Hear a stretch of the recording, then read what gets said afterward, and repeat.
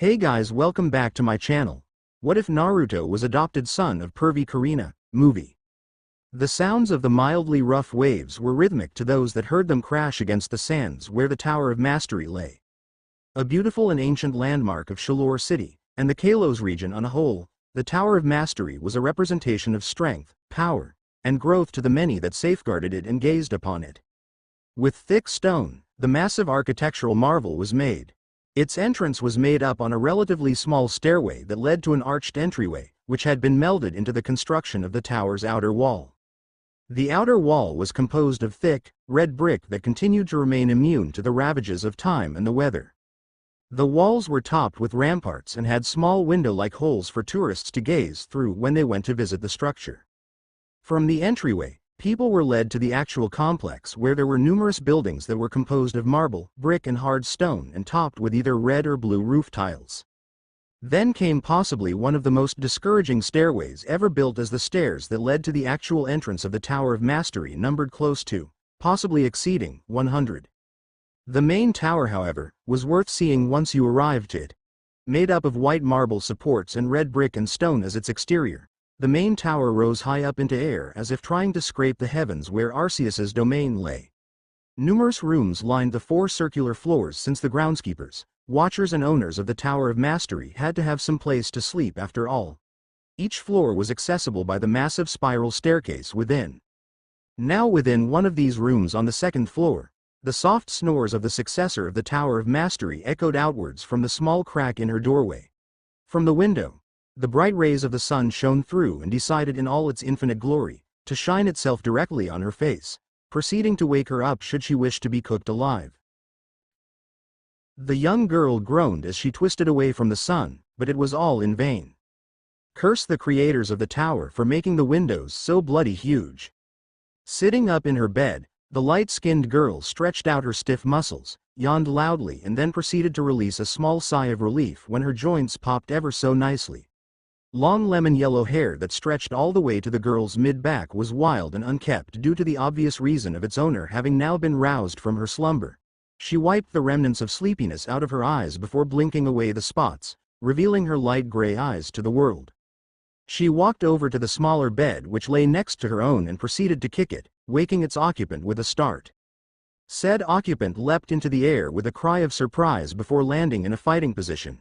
It was a small, blue, canine Pokémon. It had black legs and torso, a blue tail, and a yellow collar. It had rounded bumps on the backs of its forepaws. It had a black mask and red eyes. It stood on its toes instead of its entire foot as it looked around for its attacker, only to frown when the attacker was revealed to be its trainer.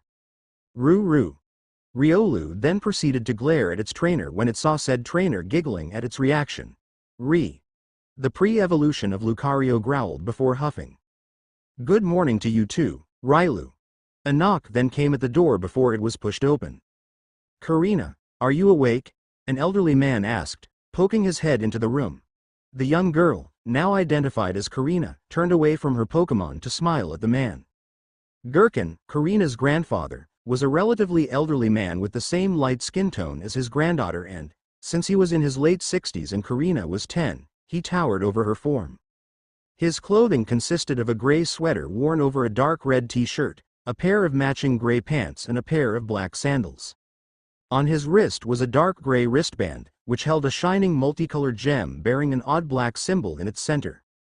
Gherkin's hair, or rather what remained of it since all that was left on his head was a single streak that ran from the top of his head to the base of his skull, was a paler lemon yellow color with a few strands of gray due to his advanced age. His eyebrows, those were eye-catching as they stretched all the way off of his face and arched down to his cheeks like some sort of odd handlebar mustache, except in eyebrow form. His light gray eyes met his granddaughter's own with as much love and caring an old man could hold for his granddaughter. Following after its trainer, the head of a Lucario poked its head into the room as well. The Aura Pokémon growled out a greeting to both the young girl and her partner Pokémon. Morning, Grandpa. Riolu. Riolu waved to Gherkin. Good, hurry up and get ready. You have your lessons to learn, as well as the grocery shopping to do later. The Mega Evolution Guru received a nod from Korrina before he exited the premises with Lucario. The Aura Pokemon offered a quick goodbye growl to the young girl before following after its trainer.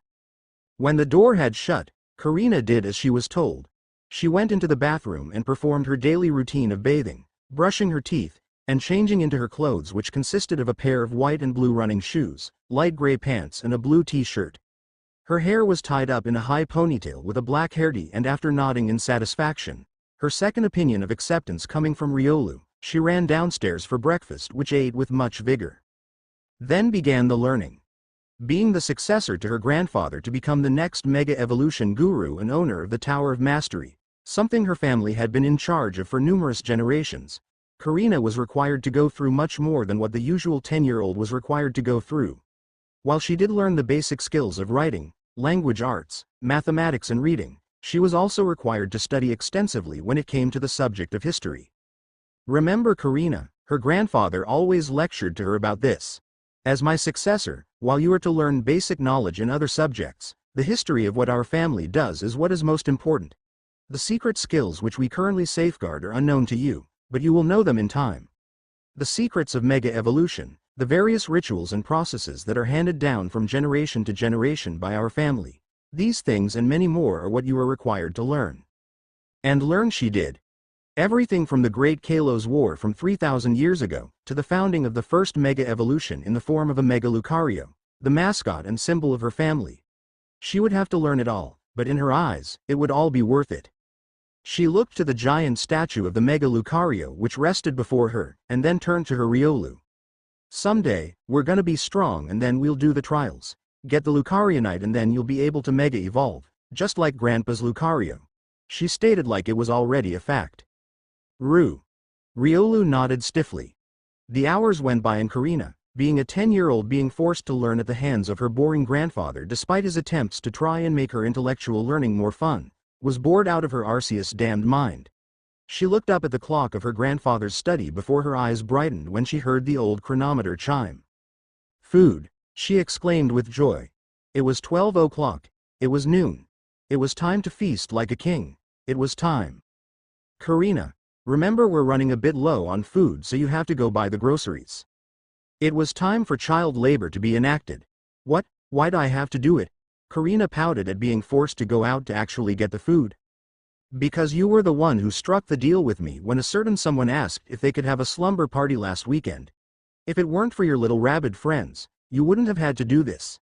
If you want to blame someone, either blame yourself, or blame your friends. There was a moment of silence as the two family members stared at each other. Riolu and Lucario looked at each other before glancing at their respective trainers. The silence created a tension so great it could have been palpable. I blame my friends. The two Pokemon sweat dropped while Gherkin merely chuckled in amusement at his granddaughter. I thought you would. Food was the higher priority.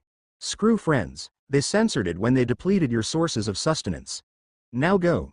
She was handed the list of things to buy for lunch and dinner for the day, as well as 3,000 poke. The golden coins jingled in the small wallet as she pushed it down into her pockets. See you in a bit, Grandpa. Be careful. I have Riolu with me. Don't worry, Korrina said before running out of the Tower of Mastery. Riolu. The young Pokemon sped after its trainer, giving a quick salute to Gherkin and his Lucario. Lucario offered a salute back merely to humor the younger Pokemon. As the duo had completed their trek across the lengthy sands to reach the main area of Shalor City, they quickly paused, observing their surroundings with childish glee. Due to being regularly cooped up in the tower, Korrina and Riolu always found themselves a bit taken aback when they stepped into the city of the mainland.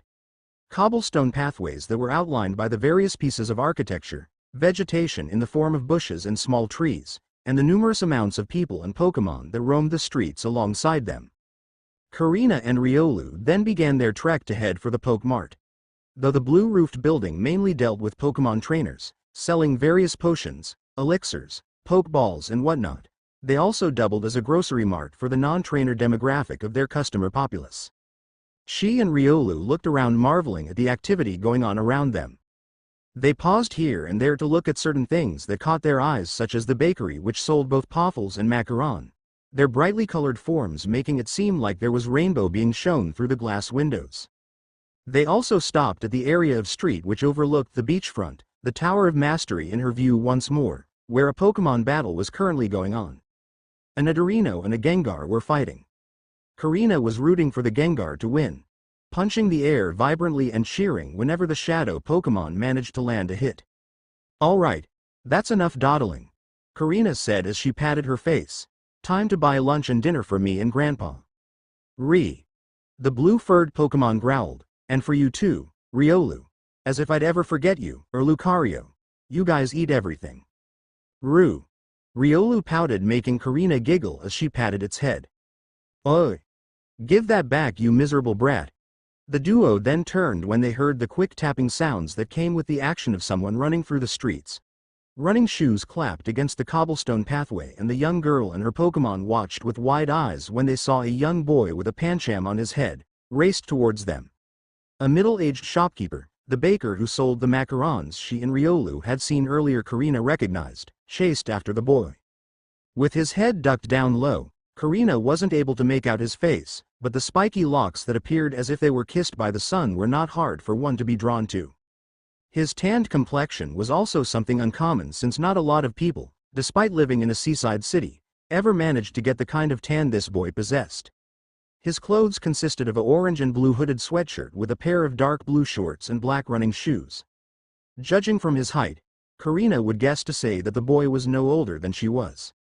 The Pancham on the boy's head turned around and blew a raspberry at the baker, but quickly had to grasp onto the spiky locks as the boy knocked his shoulder against Korrina's. Korrina was about to cry out, but her light gray eyes widened when she felt the loss of weight in her pocket. She patted her pants and realized the wallet that her grandfather had given her was no longer there, and her ears picked up on the jingle of the golden coins.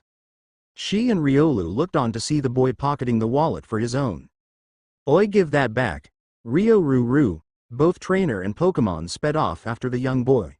Years of physical training from her grandfather since from the time she could walk had given the young blonde a great deal of physical prowess, and so she was easily gaining on the boy. "Poncha!" the small fighting type exclaimed. The boy glanced back and Korrina unconsciously took note of how beautifully blue his eyes were, like sapphires had been jammed into his sclera.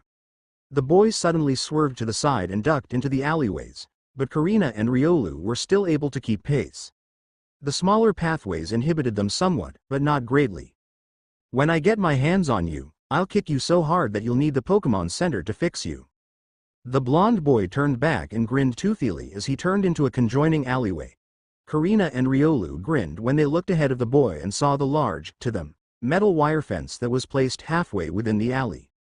"Gotcha now, Roo." However, the two came to a halt and watched in amazement when the boy, without even missing a beat, hopped atop some nearby trash cans, knocking them over in the process, and then gripped onto the wire, climbing it like a monkey would a tree.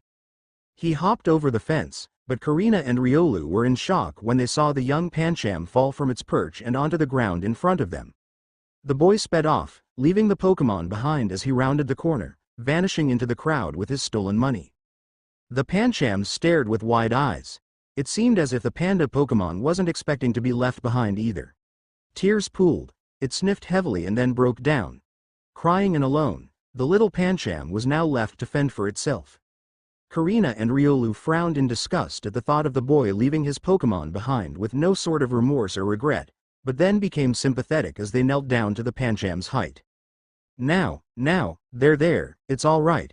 Korrina patted the Pancham on its head. "Chom."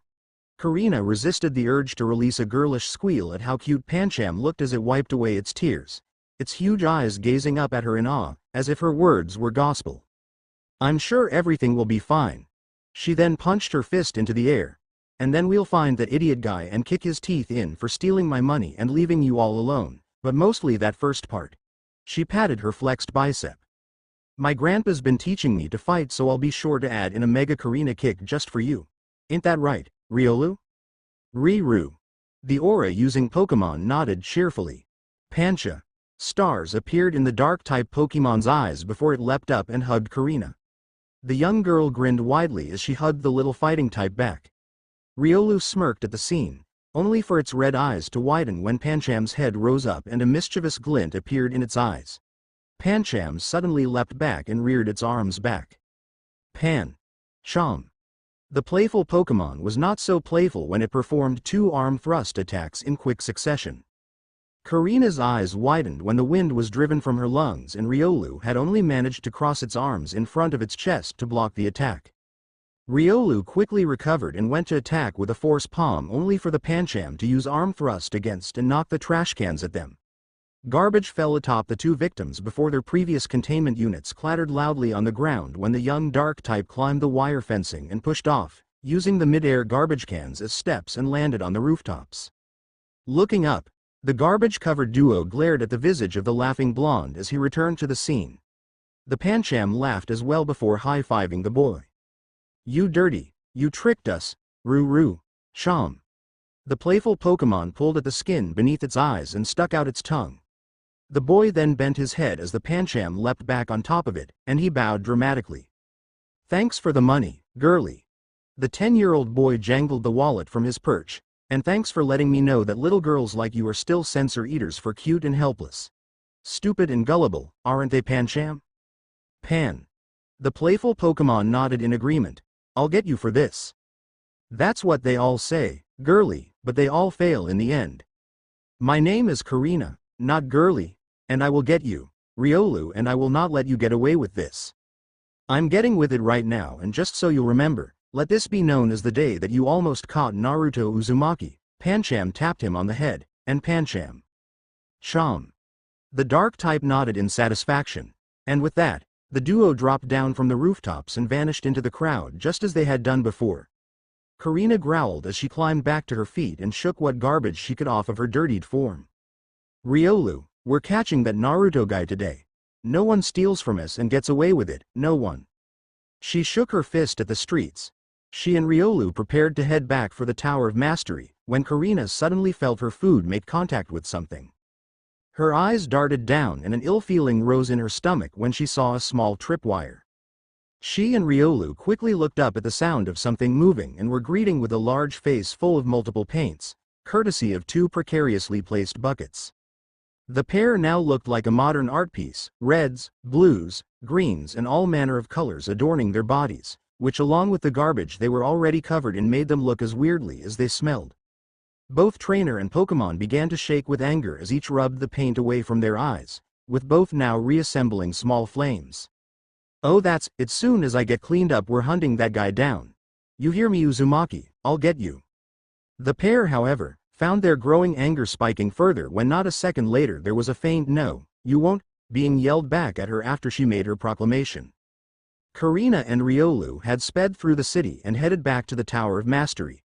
Gherkin and his Lucario could only gaze in shock at the filthy, oddly colorful forms of his granddaughter and her Pokémon, but before he could ask what happened, the young girl had already sped up to her room and hopped into the bath, and when he decided to ask what happened after she had cleaned herself and Riolu up, there was no time for that either apparently. Her light gray eyes burned with the fires of vengeance as the girl put on a pair of tight black shorts and another light blue t-shirt, only this time she put a helmet on her head and switched her running shoes out for her rollerblade-equipped ones. "I'll catch that stupid Uzumaki boy, I swear it." "Korrina, what's going on?" Gherkin asked. His granddaughter didn't appear to hear him as she was already heading for the door, but his firm grip latched onto her shoulder and spun her around to face him. "Korrina." His tone was dangerously low, but Korrina had inherited her backbone from him, not her parents, so she was able to meet his fierce gaze with her own when she answered him. "That stupid Uzumaki and his Pancham, that's what, he stole the wallet with the money and then we chased him. Riolu and I thought we had, but then he pulled some sort of ninja moves and jumped over the fence and climbed the roof and ran away. But then his Pancham tricked us when we were planning to kick his teeth in for stealing and then Pancham hit us and then they got away in the garbage and the paint. And the running and I needed to shower and The high-pitched, rage-induced shriek of the 10-year-old girl made Gherkin, Lucario and Riolu cover their ears so that they wouldn't be deafened. The little girl then grabbed her Pokémon by the arm and sped down the stairs, her room door slamming behind her when she did. Gherkin and Lucario were left sitting there in Korrina's room with very confused looks on their faces. "Lucario, did you understand anything that girl said?" "Lu." The aura Pokémon shook its head. "Good, neither did I." Gherkin sighed as he pinched the bridge of his nose. Naruto and Pancham sat in an old apartment building away from most of the hustle and bustle of the main area of the city. It wasn't completely run down as it had working water, plumbing and electricity. The old woman who had once owned the complex had died of old age, and until the city decided to place the building under the tag for demolition, it would act as the home for Naruto and Pancham. The two partners in crime grinned widely at one another before high-fiving for the second time that day. "We got a good haul today, buddy." Chom chom Pancham. "A few dozen macarons and poffles to keep us both full for at least a week, and then we got that 3,000 poke from Girly and her Riolu." The 10-year-old blonde smirked. "Look like we can add this to the bank." The bank was literally a big glass jar that, with the newly added 3,000, was a little over half full. Being what people called a street ratata, Naruto was forced to steal to survive. He had nothing, and when he was able to get his hands on something, he knew to make it last as long as possible. "And that puts our funds at a little over 5,000. Naruto patted his partner on the head. "Who knows, maybe we'll be able to get those red goggles for Pokemon that you spotted a while back." Pancha Pancha Chom. The playful Pokemon smiled brightly, its trainer returning the smile. However, all went quiet when their ears perked up at the sound of their door literally being kicked in. The wood splintered everywhere and Naruto and Pancham looked up to see Korrina standing with Riolu, its glowing palm signifying that it had just used force palm to break down the door. "Girly. How did you?" "It's Korrina, you stupid head." Korrina snapped. "As for how we found you too, well, Riolu managed to remember your auras pretty well. It was pretty easy to follow your aura trails.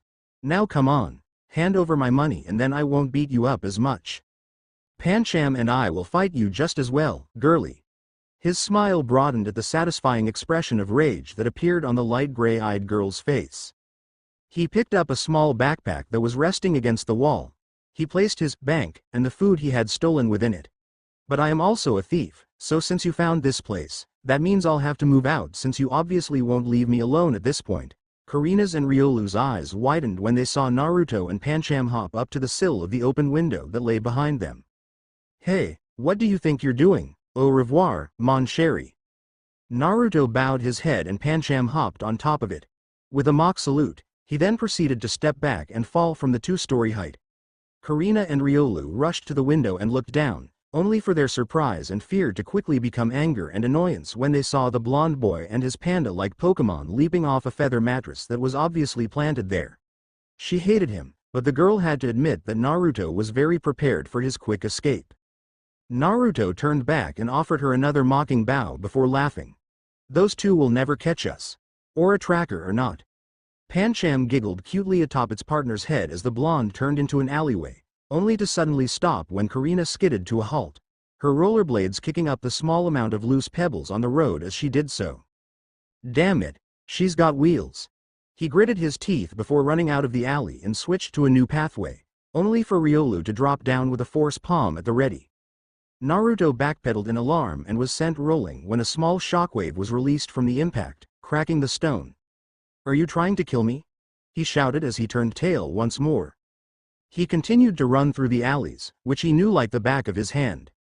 However, it seemed that Riolu's aura tracking and Korrina's rollerblades were proving to be quite the adversaries as everywhere he turned, he was forced to spin around and find a new path.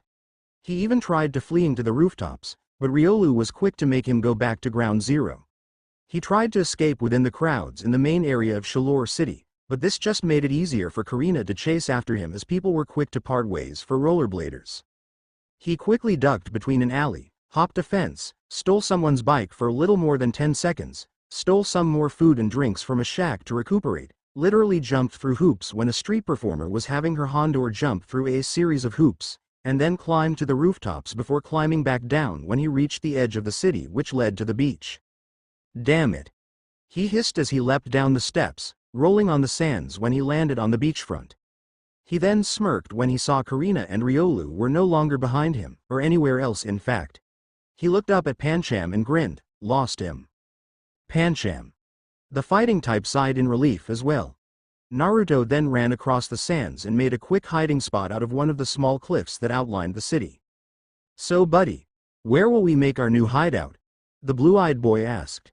The small Pokemon glanced around with wide black eyes before they brightened in realization. Chom chom Pancham chom.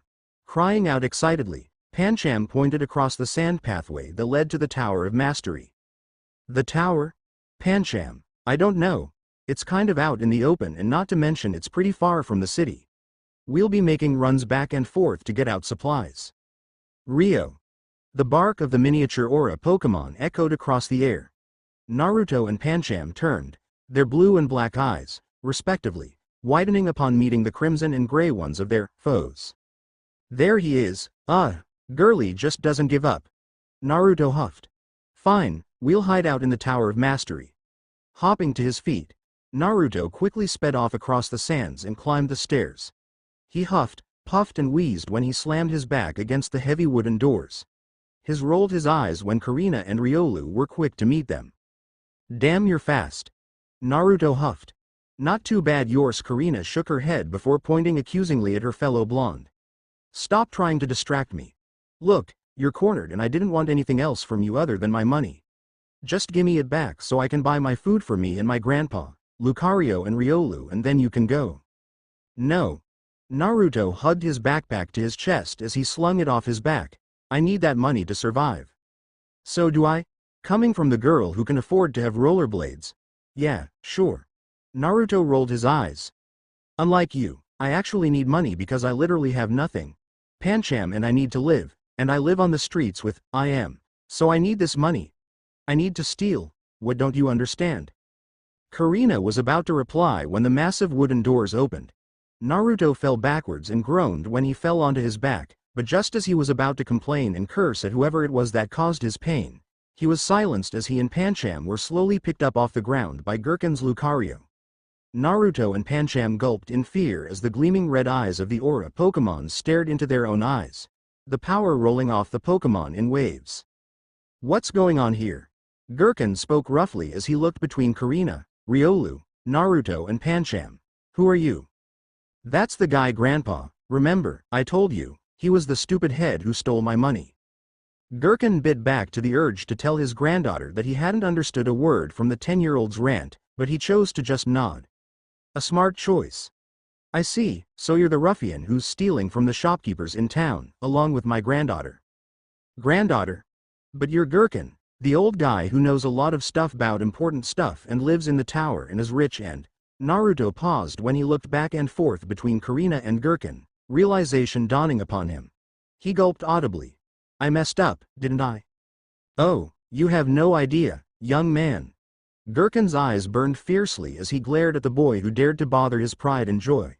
And that gulp was nowhere near audible enough to represent the amount of fear that I will instill within your very soul. Gherkin then walked inside, Lucario still holding its new captives as it followed the large eyebrowed trainer. Korrina and Riolu smirked in satisfaction as they followed after the Mega Evolution Guru and his partner Pokemon.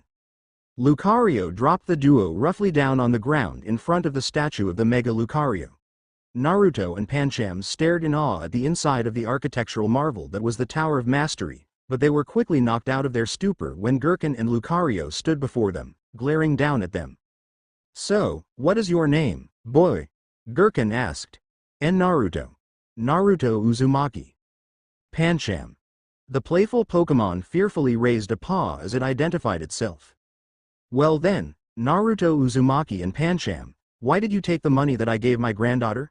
She needed it to buy groceries, and I highly doubt a 10-year-old such as yourself, stealing from another 10-year-old, would require the need to take that money. Actually, old man, he gulped at the glare. I mean, sir, Mr. Gherkin of Amazingness, sir, I'm an orphan. I don't have anyone to turn to except Pancham, and I literally have nothing except for a bit over 2,000 poke in my bank. Your bank? Uh-huh. Naruto zipped open the orange backpack and showed the elderly man his jar of coins. With the money I stole from Girly. Korrina. Naruto ignored the girl's correction. I now have a bit over 5,000. I need the money to keep living. There was a period of silence as Gherkin looked over the dirty form of Naruto Uzumaki and his Pancham. Naruto and Pancham fidgeted as they were being judged by the elderly guru, trying in vain to meld with the stone of the Mega Lucario statue when Gherkin and Lucario stepped towards them. Naruto hugged Pancham to his chest and flinched when Gherkin's iron grip held him, only for his eyes to widen as he was pulled to his feet. Huh? Pancham. You say you need the money to keep living. However, you have both been a bit of a menace to society and I care very, very deeply for my granddaughter. You have stolen from the people of this city and thus have indirectly harmed my family. His Pancham hit me with an arm thrust attack, Grandpa. Gherkin's fury spiked and Naruto and Pancham comically ducked behind their feeble defense of a backpack. Gherkin breathed to calm himself, but the rage remained in his eyes. Alright then, you did directly harm her when your Pancham used arm thrust on her. So, rather than just letting you go without consequence, I will instead make you repent for your actions, starting with your acts of thievery. Each day, every day, you will be required to stay here in the Tower of Mastery, in which you will clean and wash the tower, as well as apologizing to all the people you stole from.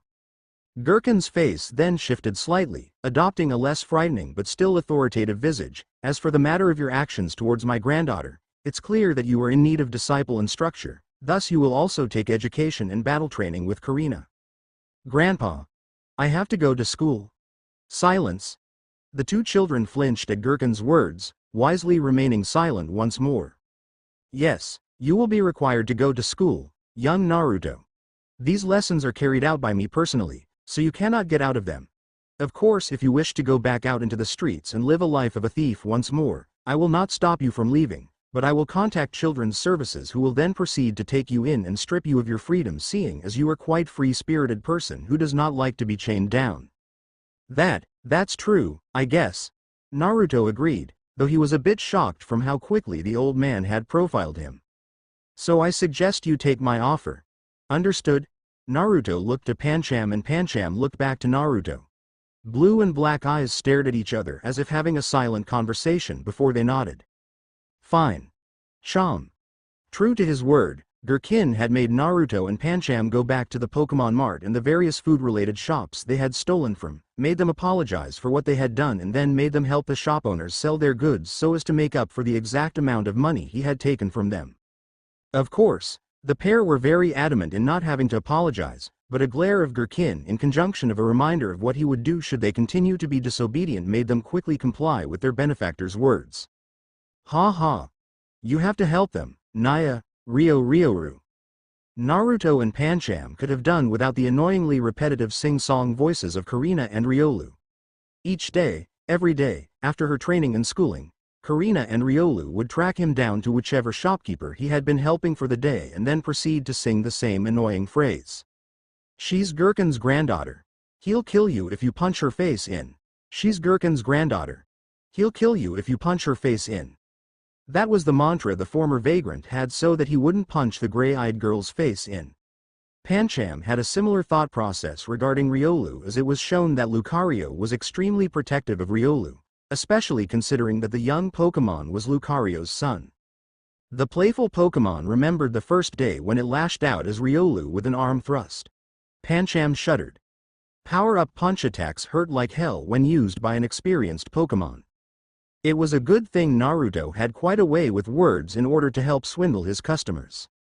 Despite his rather loud and brash persona, Naruto was pretty intelligent as he was good with numbers, especially when it came to finances. In a matter of days, he had managed to work off his debts to the shopkeepers as well as make a profit for them since, being a 10-year-old with a tiny panda of a Pokemon beside him, he was able to use his own acts of cuteness to make the more stupid and gullible customers pay more than they should. Censor eaters. However, with that out of the way, the remainder of his time was spent going to school and doing his chores of the day. Ha ha. You have to learn, ha ha. You have to clean. Naruto was glad that for a lot of the evening he and Pancham were able to undergo some more physical training with Gherkin, as the boy and his Pokemon needed an outlet for the constant berating they had to deal with from the gray-eyed trainer and her Riolu. If it weren't for the fighting, they were sure they would go insane or eventually snap and kill the poor girl. However, there were times when he did snap and butt heads with Korrina, both literally and figuratively. The same occurring with Pancham and Riolu. Gherkin and Lucario did their jobs to break up the fights, punishing Naruto and Pancham for reacting to her jeers.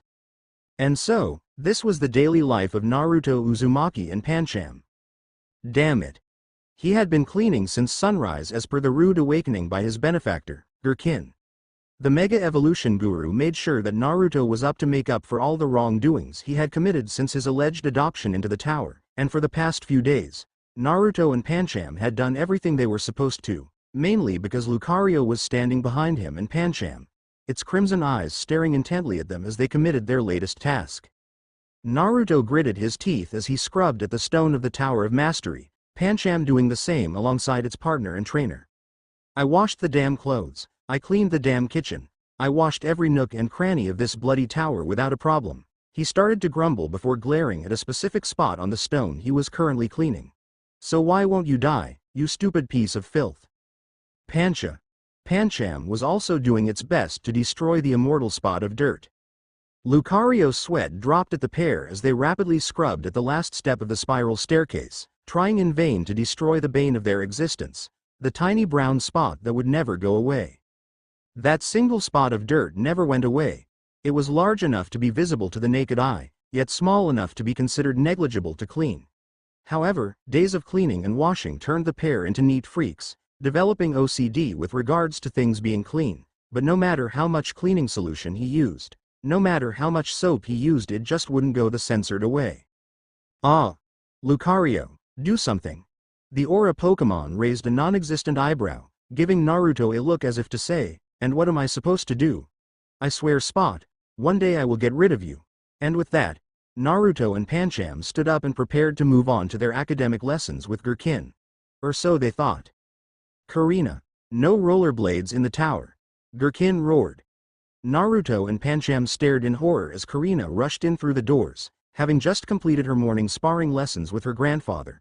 As a result, the evil blonde wench was throwing sand and seawater every which way as she left trails of it in her wake. Riolu did the same as its paws left sandy prints and its fur dripped seawater everywhere. Korrina and Riolu then paused as they reached the staircase. What's wrong with your face? Rioru. The pair tilted their heads in confusion when Naruto and Pancham were frantically gesturing to the floor, stammering as their rage and shock prevented them from creating any understandable words. You, and the sand in the water, the rollerblades, you filthy little, and your mutt, for the love of Arceus woman, what is wrong with you? Naruto finally managed to say a complete and coherent exclamation. He then pointed a finger in her face as he turned to Gurkin when he walked in through the massive double doors. Gramps, what the hell is this? She's leaving filth everywhere and I spent 9 hours cleaning the place.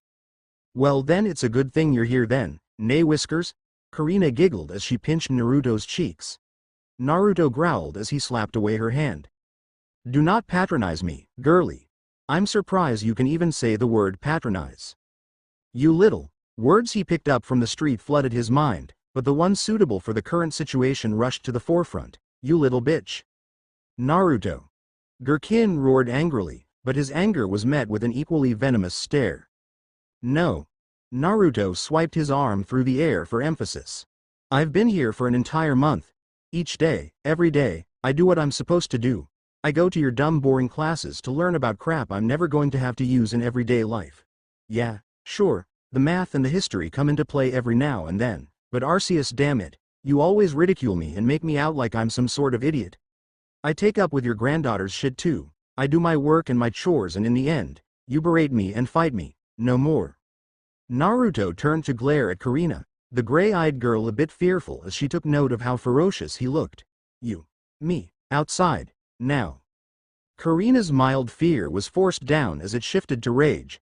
Her adrenaline roared, her body summoned it forth, her fists clenching tightly. Those sound like fighting words. They are. He stated immediately. Fine. Korrina snapped back. The two children stomped towards the door, their Pokemon following dutifully behind them. Lucario and Gurkin glanced at one another before sighing. He had seen this coming, and it was his fault for letting it reach to this point. Naruto was actually very right in his words. He let Korrina get away with far too much, including picking fights with Naruto and Pancham. The boy and his Pokemon were bound to snap eventually. The fight would be good for them, get them to let off the large amounts of steam that had been built up over the past month.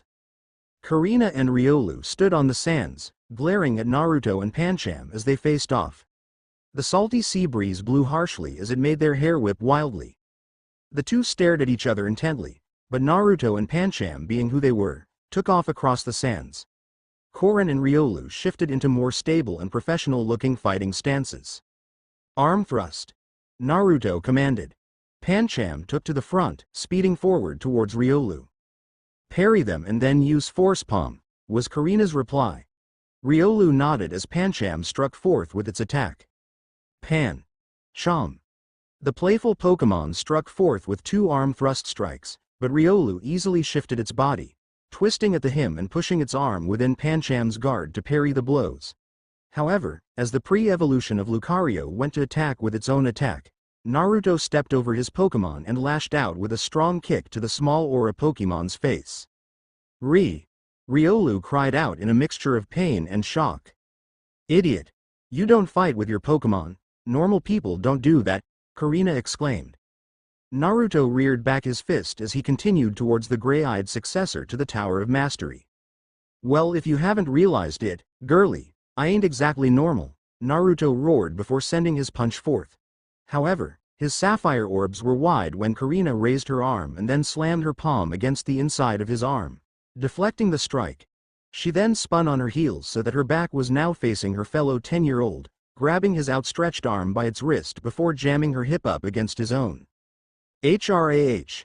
With a cry of effort, Korrina utilized her opponent's momentum to fling him over her shoulder and into the sands. Naruto grunted in pain as he lay there, his back paining him from the impact. What do you think of that, Whiskers? I think Pancham's karate chop will hurt more, he stated. Korrina's eyes widened when she felt movement behind. She whipped around and saw Pancham descending towards her with a glowing hand, its arm raised high into the air. Riolu quickly leapt into the air and pushed itself further skyward to meet its airborne opponent before rearing back its arm, blue aura flaring around it as it readied to force palm attack. Pancham. Pancham swung its hand down while Riolu shoved its palm at an angle, the two fighting-type attacks clashing in mid-air with destructive force to create a powerful shockwave. The two gritted their teeth as they fought for dominance, but found themselves in a stalemate before pushing away from each other. As they fell to the ground, they proceeded to kick their respective enemy trainers in the face. Naruto and Korrina held their reddened faces in their hands before snarling. "You'll pay for that," they yelled simultaneously. The four then continued their battle. Naruto struck with a punch that Korrina blocked by raising a leg before spinning to crash a roundhouse kick to the ribs. He grunted in pain, but rolled with the kick before pushing himself back to his feet and went for a rather wide left hook only for Riolu to speed forth and strike the arm with an upward attack, sending it far off course so that Korrina could then deliver a swift combo consisting of two kick, one aimed for the knee to bring him down before following up with a high kick to the head that made the world spin for a moment. Korrina then spun on her heels and drove the heel of her left foot against the side of Naruto's face, bruising it, and making him roll across the sands. However, Naruto's durability was shown to be paramount as he once again climbed to his feet and went for an overhead karate chop which Korrina blocked with a raised arm, making the chop strike her forearm area.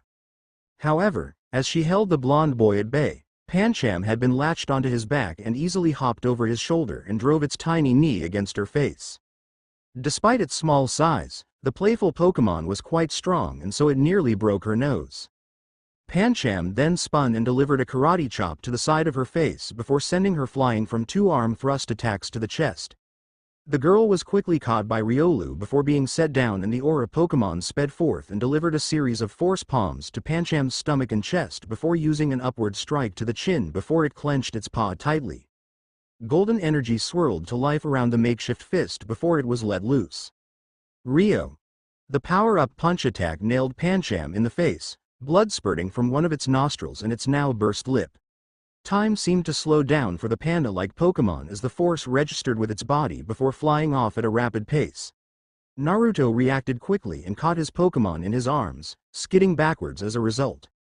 "You okay, buddy?" Naruto asked.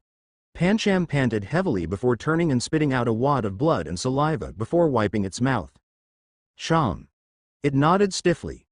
Naruto nodded in approval of his Pokémon's tenacity before they turned to see Korrina coughing as she rose back to her feet, finding the ability to breathe once more. She gripped her nose and with a sickening crack, snapped it back into place. She was tough for a girl, Naruto would give her that. Being on the streets, Naruto was used to seeing what was considered to be the stereotype for girls, people who just wanted to be pretty or played with dolls and what they considered to be cute Pokemon. But Korrina was a fighter, she had spunk, and despite everything about her that annoyed him, he respected her strength. But I'm still gonna bash her face in, he thought. Naruto then tore across the sands and lashed out with a jump kick only to have his ankle grabbed by Riolu and was swung through the air. Pancham quickly gripped its trainer's shirt and flipped with the momentum and slammed down on the sands, skidding backwards while its shaking arms held Naruto's heavier form above its head. To hold him up like that, his Pancham's strong, Korrina muttered. Roo. Riolu nodded in agreement. Naruto quickly removed the load that was his body from Pancham and thanked his Pokemon. Karate chop on the sand. Pancham raised its glowing paw before crashing it down on the sands. A massive stream of sand was sent flying towards the two other combatants and they were forced to cover their eyes.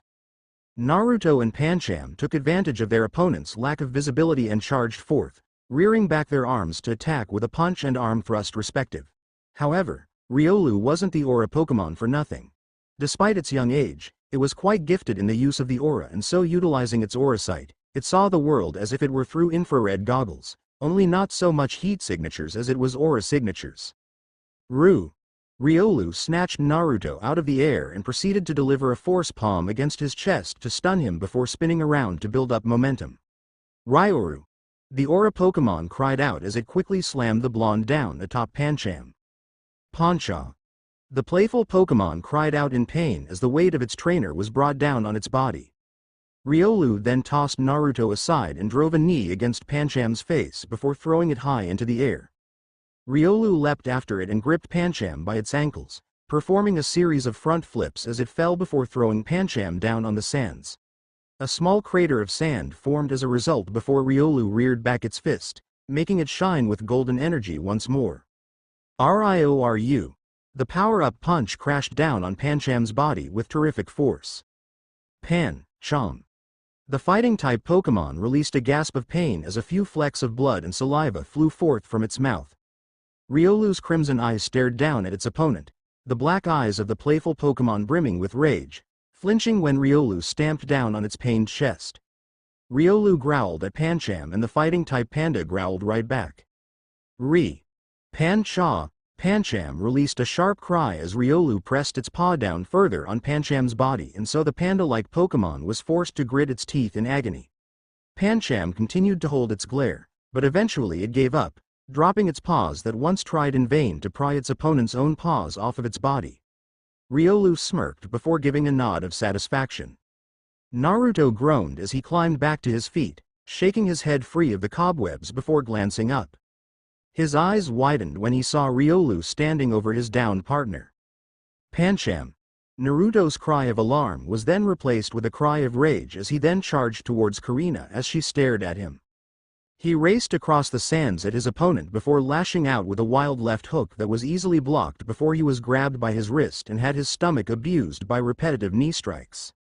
However, he tightened his abdominal muscles and reared back his head, taking advantage of their close proximity to deliver the strong headbutt. Korrina was dazed from the strike and was then hit with a strong uppercut to her own abdomen. Her eyes widened in pain as she released a gasp. He may not have had the speed or technique like she had, but he made it up with quick thinking and his higher physical strength. Korrina stumbled backwards but quickly regained her balance in time to see Naruto go in for another attack. She snarled as then stepped into her fellow blonde's guard and drove her elbow into his stomach before raising the joint sharply, crashing it against his chin. She then lashed out with a strong jab with her left arm before following up with a right punch to the ribs. Korrina rose up to her full height and then proceeded to use her greatest weapons. Her legs. With amazing speed and precision for a 10-year-old girl, Korrina lashed out with a low kick to the ankle and then to the knee, bringing Naruto down to one knee before kicking him in the ribs. He cried out, clutching the pained area, only to have his head snapping back from the quick snap kick that Korrina delivered, the toe of her shoes knocking against his lower jaw with a resounding clack. The gray-eyed girl then rotated on her heel before going to drive her heel against his temple to knock him out, but the boy reacted quickly and he was sent rolling as the attack hit his now bruised right forearm. He pushed himself back to his feet and, utilizing his heavier frame, spear tackled her, his arms wrapping tightly around her waist as he forced her down into the sands before whacking her across the face with a strong punch. Her lip bled and Naruto prepared to deliver a second punch only to be hit in the head by Korrina sitting up and slamming her head against his own. However, that only served to damage them both, but Korrina fought through the pulsing pain in her forehead and proceeded to plant her elbow into Naruto's stomach, driving the wind from his lungs. The roles were then reversed as she flipped him onto his back and straddled him. She then proceeded to deliver a swift series of hook shots, his head snapping right and left from each hit, blood dotting the sand as his lips burst and his teeth cut the inside of his cheeks. After 10 shots, the young girl stopped before climbing back to her feet, panting heavily. She stepped away from Naruto and then Riolu leapt, landing down beside her before tossing Pancham at its trainer like a rag doll. "Why you hit harder than I thought, Whiskers?" Korrina panted. "But I'm still better than you. Always have been, always will be." She and Riolu then turned back slightly when Gurkin and Lucario were shown to be walking towards them. The Mega Evolution Guru and his partner Pokemon stopped as they stood directly behind their respective kin members before staring down at Naruto and Pancham. "Are you better now?" Gurkin asked. "Have you gotten rid of that pent-up anger you had?" Silence reigned supreme as the boy and his Pokemon didn't reply, merely laying down in the sands. A few moments passed as the pair continued to remain silent, but it was broken when Naruto and Pancham steadily climbed back to their feet. They turned and simultaneously spit out a few wads of blood and saliva before their heads snapped up and they glared at Korrina and Riolu. "I'll admit that you're better than us," Naruto muttered. "But I swear, from this day on, I'm not gonna let it stay that way. We're gonna train and we're gonna train hard. I'll study my work, I'll do my chores and together Pancham and I will learn to fight. We're gonna get stronger and stronger, and I swear that we will one day beat you, girly. And then, we're comin' for you Gramps."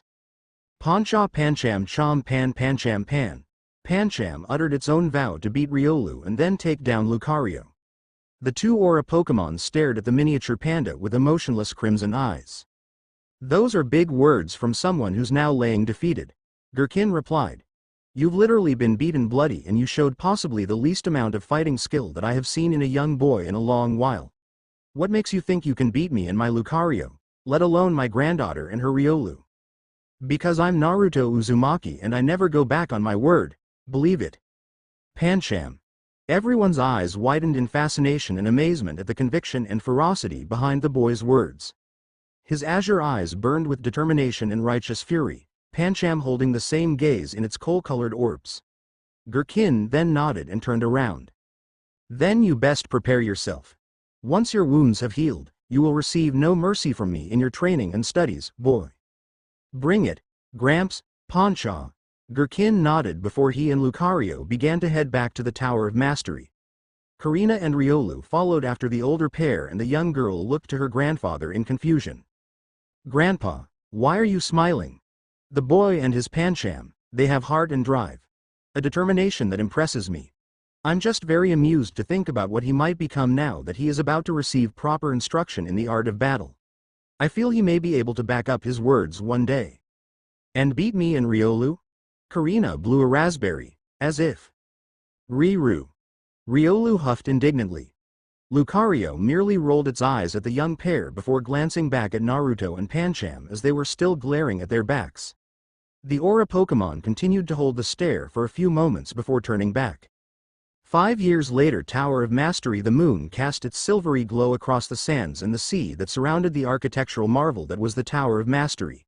Even after 5 years, the tower remained as strong and tall as it was the day it was built, and Ash Ketchum of Pallet Town could only stare in amazement, just like many before him. Korrina walked alongside Lucario as she led her new challenger and his companions to the rooms they would be staying in for the night. Ash, Pikachu, Serena, Clemont, Dedenne and Bonnie all followed the older trainer across the floor of the base floor before climbing the spiral staircase. "Bonnie, Serena, your room is the one directly after mine. Ash and Clemont, yours will the one directly after the girls' room." "Thanks." Ash smiled up at the 15-year-old girl. "And thanks for letting us stay the night here before our battle tomorrow." "It's no problem." Korrina smiled back at Ash, "though, it's still a bit early, only 9 o'clock. How about you all come and hang out with me in my room for a bit? I never really get the chance to hang out with other people my age since I was too busy training once I got Lucario. Lu. The Aura Pokemon nodded in agreement with its trainer. Sure. It'll be like a slumber party, Bonnie said giddily. Dee. Everyone rolled their eyes in amusement at the little girl's enthusiasm before following her into Korrina's room once the gray-eyed girl pointed it out to them. They began glancing around, admiring the spaciousness of it all. So cute, Bonnie squealed as she hugged a stuffed Aurora's doll. You've got a lot of pictures, Korrina. Serena commented. You look like you had a fun childhood. Sure looks like it. Ash and Clemont agreed with the brown-haired girl's statement as they looked at the pictures that lined the walls.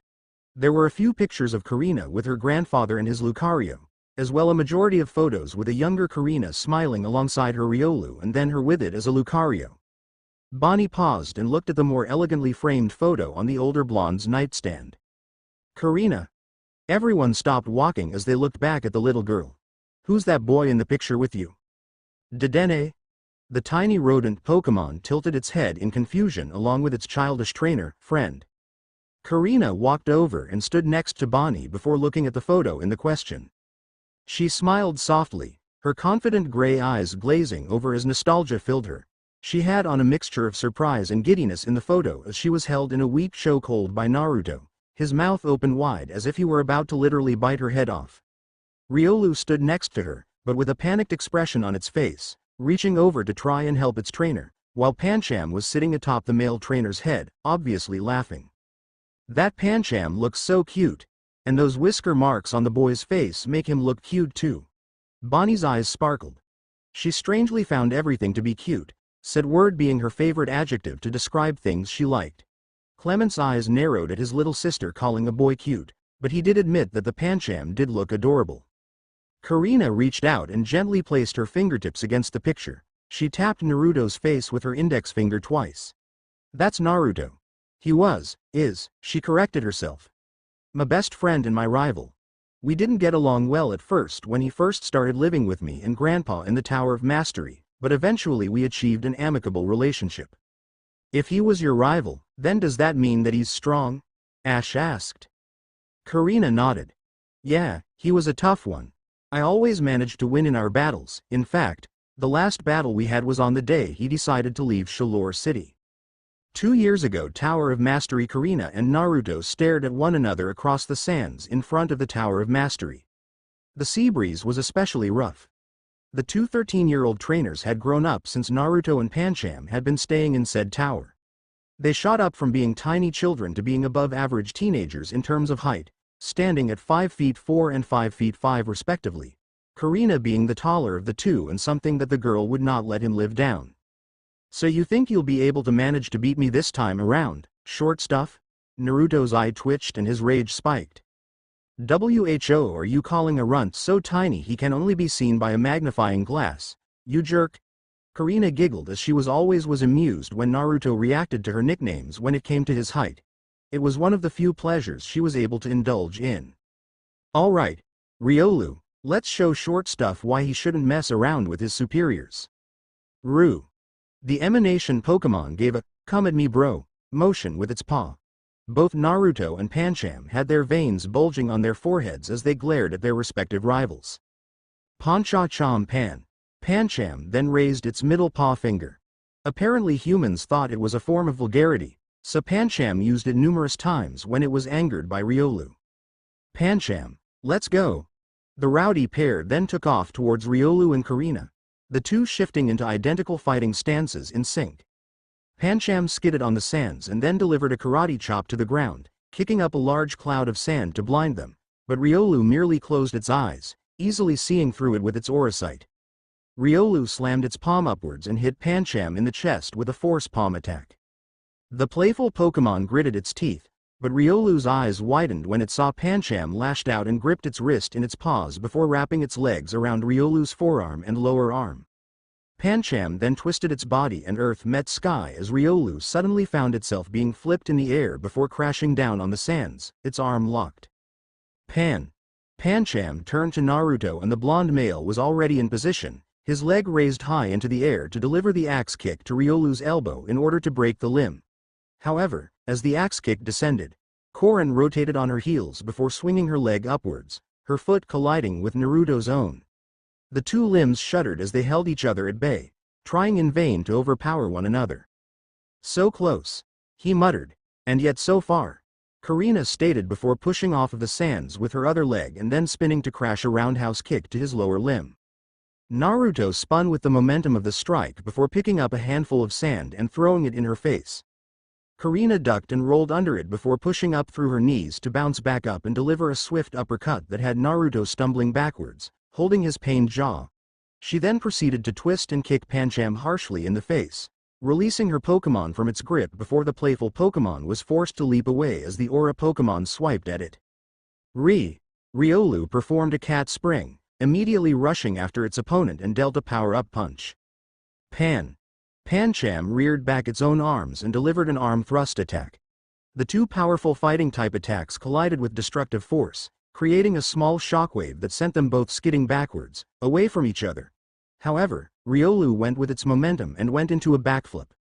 Korrina then lashed out with a spin kick, timing it so her Pokémon's feet would plant themselves against the toe of her shoe. "Power-up punch," she ordered as she sent her Pokémon careening through the air like a bullet, its paw glowing with golden light. Rioru, the emanation Pokémon slammed its fist down upon Pancham. "Cross your arms and use Karate Chop to block it." Pancham crossed its arms in front of its body and the tiny panda gritted its teeth as its glowing paws held off the strong power-up punch attack. Its legs shook slightly as the force racked its body, traveling to the sands and causing it to indent slightly. "Push back. Counter with circle throw," Naruto commanded. Pancham nodded and then pushed back against the power-up punch before gripping Riolu by the arm. Pancham. Pancham spun around rapidly before hurling Riolu through the air towards Naruto where the blonde's arm was held at the ready. Naruto took a strong step forward and caught Riolu at the throat, preventing its cry of pain from being heard as the lariat scored home. Riolu's body slammed into the sands before it was harshly kicked in the ribs while it was down, sending it rolling into Pancham as the playful Pokémon then wrapped its arms around Riolu's waist before leaning backwards. Chom! The emanation Pokémon was driven into the sands as Pancham performed the suplex move.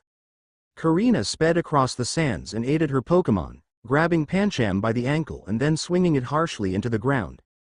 Korrina repeated the motion 3 more times before tossing Pancham aside to go into a series of backhand springs as Naruto descended from above with the intention of delivering a haymaker punch. A small cloud of sand was kicked up as a result, but he pushed off and followed after his female opponent and delivered 2 swift, straight jabs. Korrina shifted her body at the waist, deflecting the attacks to the sides before stepping outside of his third attempt to strike her with a right jab. She parried the attack before stepping forward, positioned her left leg behind his left leg, before her left hand came up in a claw-like grip, wrapping around his neck. She bent her legs and angled her body as she pushed him, forcing him to trip by her well-placed limb from earlier. The takedown attempt was successful, but Naruto immediately angled his head and then proceeded to spit in her face. Gross!" she shrieked as she immediately went to wipe away the saliva. Naruto smirked as he then placed himself underneath her and dug his knee into her belly, driving the wind from her lungs, before kicking her off. She flipped in the air and would have landed painfully on her back had Riolu not snatched her out of the air just as Pancham had thrown it away with a circle throw attack. Riolu continued to dodge with Korrina in its arms as Pancham chased after it, delivering crater-forming arm thrust attacks on all of its former locations. Pancham then reared its arms back and forcefully slammed them down on the sands, sending a streak of pure force across the area, and it made contact with Riolu and Korrina, sending them both skidding backwards. Naruto then picked up Pancham and threw it with terrific force. Use Karate Chop to the forehead to stun them. Then use arm thrust and choke slam them. Chom! Pancham's arms snapped forward as it reached its location and its paws glowed with a brightly silvery white light. The Karate Chop attack scoring home and nailing the in the forehead. A visible bruise appeared on both foreheads, and they were stunned by the blinding pain. Thus, Pancham took the opportunity to strongly wrap its paws around both Pokémon's and Pokémon trainers' throats, slamming them into the ground with terrific force. The two released choked cries of pain, a bit of blood escaping their lips as a result. Riolu, copycat. Korrina gasped out. Riolu's eyes snapped open as a golden glow formed around its body. Ru. The crimson-eyed Pokemon then lashed out with a strong arm thrust attack and sent Pancham tumbling through the air, but it landed deftly atop Naruto's shoulder. Korrina and Riolu released gasps and coughs before spitting out the little bits of blood left in their mouths. You've gotten better, Whiskers.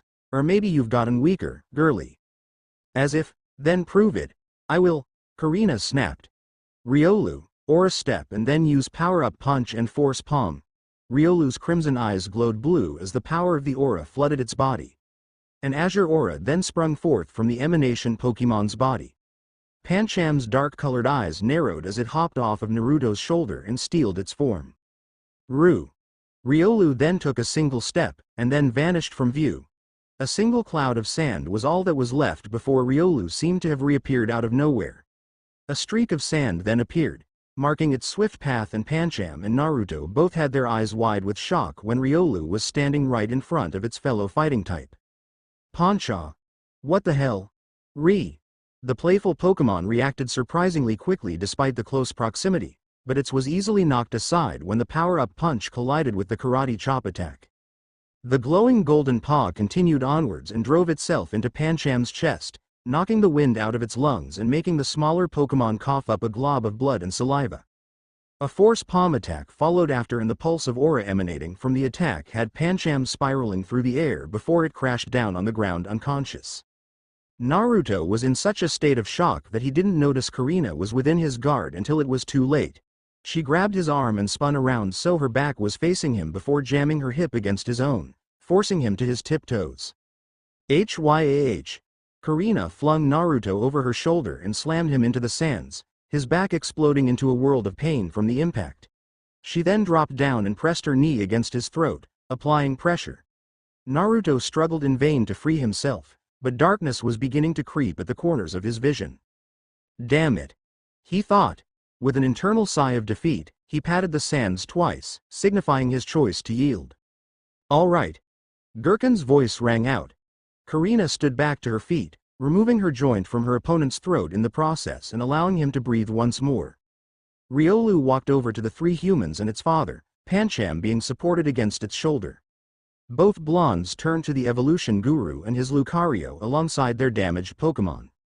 You've fought well, Naruto and Pancham, but it's obvious you still have a lot of work to do before you can catch up to my granddaughter and Riolu. Gherkin said, but then a deep frown formed on his face, Naruto and Pancham bearing equally deep frowns on their faces. Korrina and Riolu felt the afterglow of their victory melt away into nothing as they glanced back and forth between her rival and her grandfather. Grandpa, what's going on? Your things are prepared, Naruto, just as you asked. Thanks, Gramps. Are you sure you want to go through with this? Gherkin asked. With your community service tasks finally being completed, and your basic education for a person of your age being practically over and done with, Lucario and I can get to doing some more advanced fighting with you and Pancham. Hold up, Whiskers. What's going on with you two? What do you mean your things are prepared? Korrina exclaimed. Naruto sighed heavily before turning to his gray-eyed friend, a serious look on his face. Pancham and I, he took a shaky breath and gulped as he forced down the lump in his throat. We're leaving the Tower of Mastery. Rio? What? Riolu and Korrina looked at their rivals in shock. Why? Look, girly, you wouldn't understand, it's complicated. Then make me understand, damn it, Korrina snapped. Simplify it for me. Why do you and Pancham have to go? Because we're weak, Naruto roared. Pancham pan. Korrina and Riolu took simultaneous steps back in surprise. What are you talking about? Whiskers, Naruto. I know you're not weak. Sure, I poke fun at you by saying you are, but you're not. Yes, I am, Korrina. Naruto replied, his sapphire orbs stared directly into her own light gray ones. Korrina, listen to me, I've never said this to you before, but you're my best friend. Actually, you're my only friend. But ever since I started taking our rivalry seriously, when I lost to you for the first time 3 years ago, I always felt that I could never stand by you as an equal. You're better than me in everything, you're smarter, you're a better fighter, You're a better Pokemon trainer, Naruto chuckled softly. I never realized it until now, but you really are an amazing person. Stop beating around the bush, Korrina said. You're not making any sense. I want to be your equal. I want to be the guy that can stand next to you and say I am worthy to be your rival. I've never felt that way because there was always a part of me that kept showing me the reality of what I am. I'm just some kid Gramps picked up off the street because I happened to steal your wallet. You and Gramps, you've taught us a lot, but I want to prove that I can stand on my own 2 feet. I'm leaving the very next day, and you probably won't see me in Pancham when we leave since we aren't exactly people for goodbyes. You idiot. Korrina wrapped Naruto in a tight hug. Her emotions burst forth and tears streamed down her face as she held onto him like a lifeline. You're the only person I've ever met who I could legitimately call my friend and my rival. You've always been worthy to be those things to me. You've always been worthy in my eyes. So stay here. You don't have to go anywhere. Don't go and stay with me, damn it, just stay. That may be your opinion, but not to me, Naruto stated, but then a wide grin spread across his face as he gazed at the slightly taller girl. Besides, it's not like I'm leaving forever. I promise to you, Korrina. I'll be back once Pancham and I think we've done enough training and that we've gotten good enough to stand on equal ground with you. Korrina sniffed before letting him go. Why you, PR promise? Promise of a lifetime. And it's been 2 years since then, Korrina said with a deep frown. Whiskers hasn't even stayed in touch after all this time. He didn't even send a letter. Lucario patted its trainer on the arm, said trainer smiling softly to her Pokemon in thanks for its emotional support. The room was in period of silence as the group had no idea what to say at this point. I mean, what do you say to a person whose best friend left to go travel and never even sent you a letter to say they were okay, let alone just a friendly hello? The deafening silence was quickly ruined, however, as the deafening wail of the alarm echoed throughout the tower. Everyone jumped to their feet and immediately raced out the door. What was that? Ash exclaimed. Pikachu. The electric mouse Pokemon glanced around as the alarm began to die down. Lucario's crimson eyes narrowed before it pointed up at the statue of the Mega Lucario. Lu. The group and their Pokemon followed the aura Pokemon's paw and gazed on in shock when they saw the 3 members of Team Rocket hanging from the statue's snout, trying not to fall and break their bodies. Eventually, the annoying trio secured their safety as they climbed back up. Team Rocket. Ash growled out. What do you think you're doing? Gurkin and his own Lucario burst out of their room and looked up at Team Rocket with shock written across their faces. With their sharp eyes, they saw what Meowth was holding in its paw. The Mega Evolution Scroll. Gurkin shouted before glaring at them. Give that back before I am forced to take it back from you. The Mega Evolution Guru prepared to tap the Mega Stone on his wrist, but the trio mainly laughed censor-edily. You think you can take it back from us? Well then, you best prepare for trouble, Jesse declared. And make it double, James followed, to protect the world from. Censored you. Everyone present in the Tower of Mastery snapped their heads in the direction of the voice that dared to utter such a vulgar phrase. However, a massive shadow distracted them and their heads followed its path. The massive figure crashed down in front of Team Rocket and the trio gulped in fright as the shadowed figure rose up to its full height, towering over them like some sort of Goliath. Goroo. The massive form was a large bipedal Pokemon, resembling a humanoid panda bear. It had a stocky build with a round belly, short legs and long arms with large paws, which were currently balled into fists. Its head and belly were covered in thick white fur, while its lower body, chest, arms, and back were covered in equally thick but dark gray fur.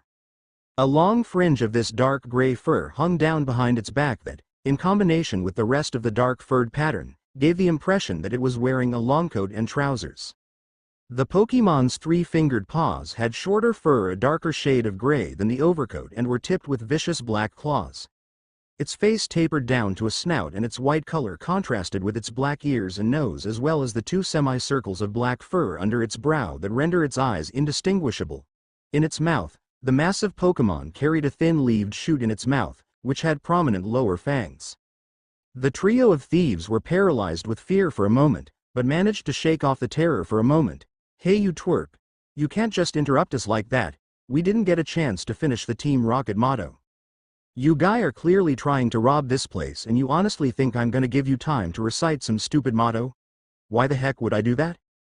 Guro, Jesse and James didn't know how to respond to the question, clearly caught off guard and feeling a sense of dread as the Panguro closed in on them, cracking its knuckles in anticipation. Well, because we always get to say the motto, James muttered out lightly. The Panguro clearly didn't look amused as it grabbed the scroll from Jesse's hands and then batted away the three like they were rag dolls. The three tumbled through the air before they crashed down on the ground in a heap, groaning in pain. The Panguro then proceeded to slam down on the ground and pick them up by their ankles and swing them up and back down into the ground, painfully.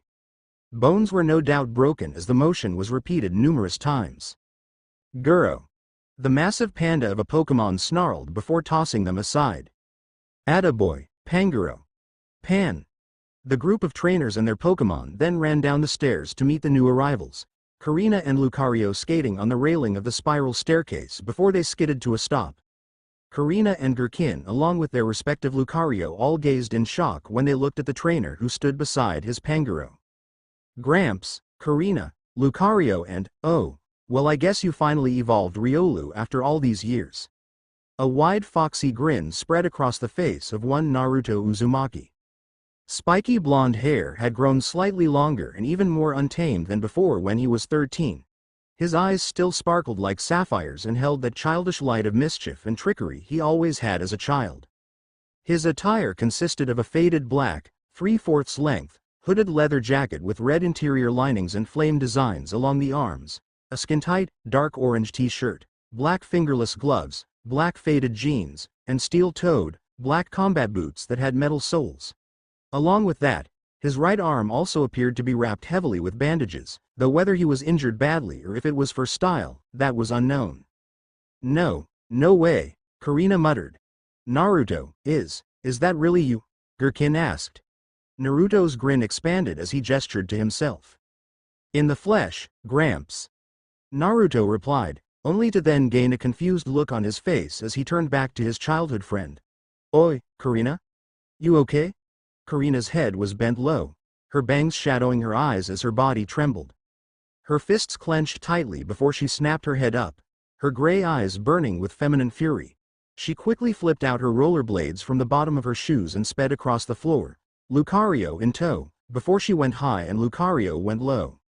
Korrina performed a series of front flips in midair before swinging her leg down in the form of a strong axe kick to bring down on Naruto's skull, while Lucario skidded across the floor and delivered a swift uppercut to Panguro's belly.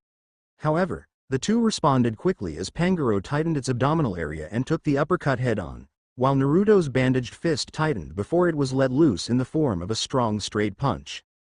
Korrina and Lucario quickly leapt back and glared at Naruto and Panguro. Hey, guys, what do you think you're doing? Ash exclaimed. Pika Pika. Yeah, aren't you guys supposed to be friends? Serena asked. You guys shouldn't be fighting.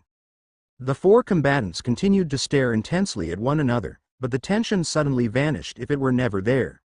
Whiskers. Luca. The fighting-type gym leader and her partner ran up to their respective rivals. Panguro and Lucario bumped paws while Korrina hugged her friend tightly. Luca. Lucario patted its chest before pointing at Panguro. The dark, fighting-type Pokemon gave a fanged smirk before pounding its fist against its chest and abdomen before flexing its biceps. Panguro. It growled out with pride, glad to hear that its rival was impressed with its durability. Korrina released Naruto from her hug before looking him up and down, only for her eyes to widen in shock as she raised her hand to her head and then found herself having to adjust it at an upward angle to reach the top of his. You got taller, Whiskers. It's been 2 years, girly. Naruto chuckled. You didn't think I'd stay short forever, did you? I don't know. She frowned. I kinda liked teasing you for your height, you little runt.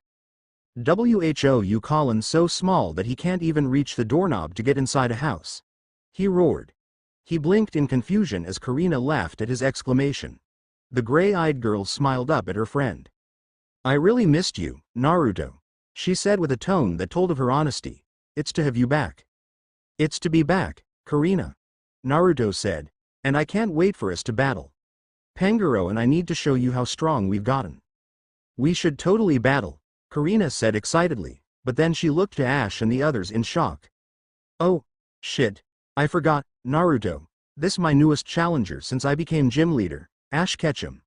He's from Pallet Town in the Kanto region, and the others are his friends, Serena, Clemont, and Clement's little sister, Bonnie. Yo. Naruto waved to them casually. Guro. The massive Pokemon also greeted them with a casual wave. Nice to meet you, Naruto. The group replied. Pika Pika. Dedenne. Ash, however, quickly turned to the downed Team Rocket for a moment. Before we forget, we'd better deal with Team Rocket. Pikachu, Thunderbolt. Pika the little mouse nodded its head as its cheeks began to spark, but Naruto quickly tapped Ash on the shoulder. They're already unconscious and aren't going anywhere. There's really no need to shock them.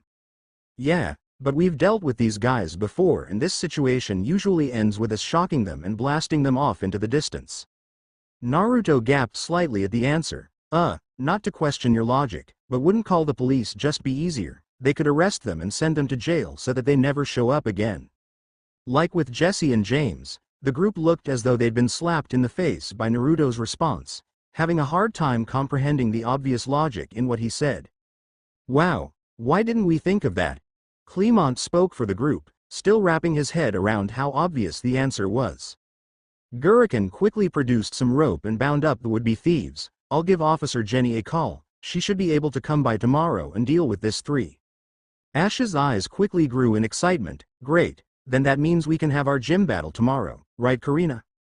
However, Korrina, quickly processing all that had happened, skated up to Ash and held his hands tightly as a pleading look came on her face. Ash, I'm really sorry, but Lucario and I really want to battle Naruto and Pangoro tomorrow. So, please, can we reschedule our match for another day? What? Ash's eyes widened in surprise. But, my match, and the gym badge. He then turned when Serena jabbed her elbow against his ribs.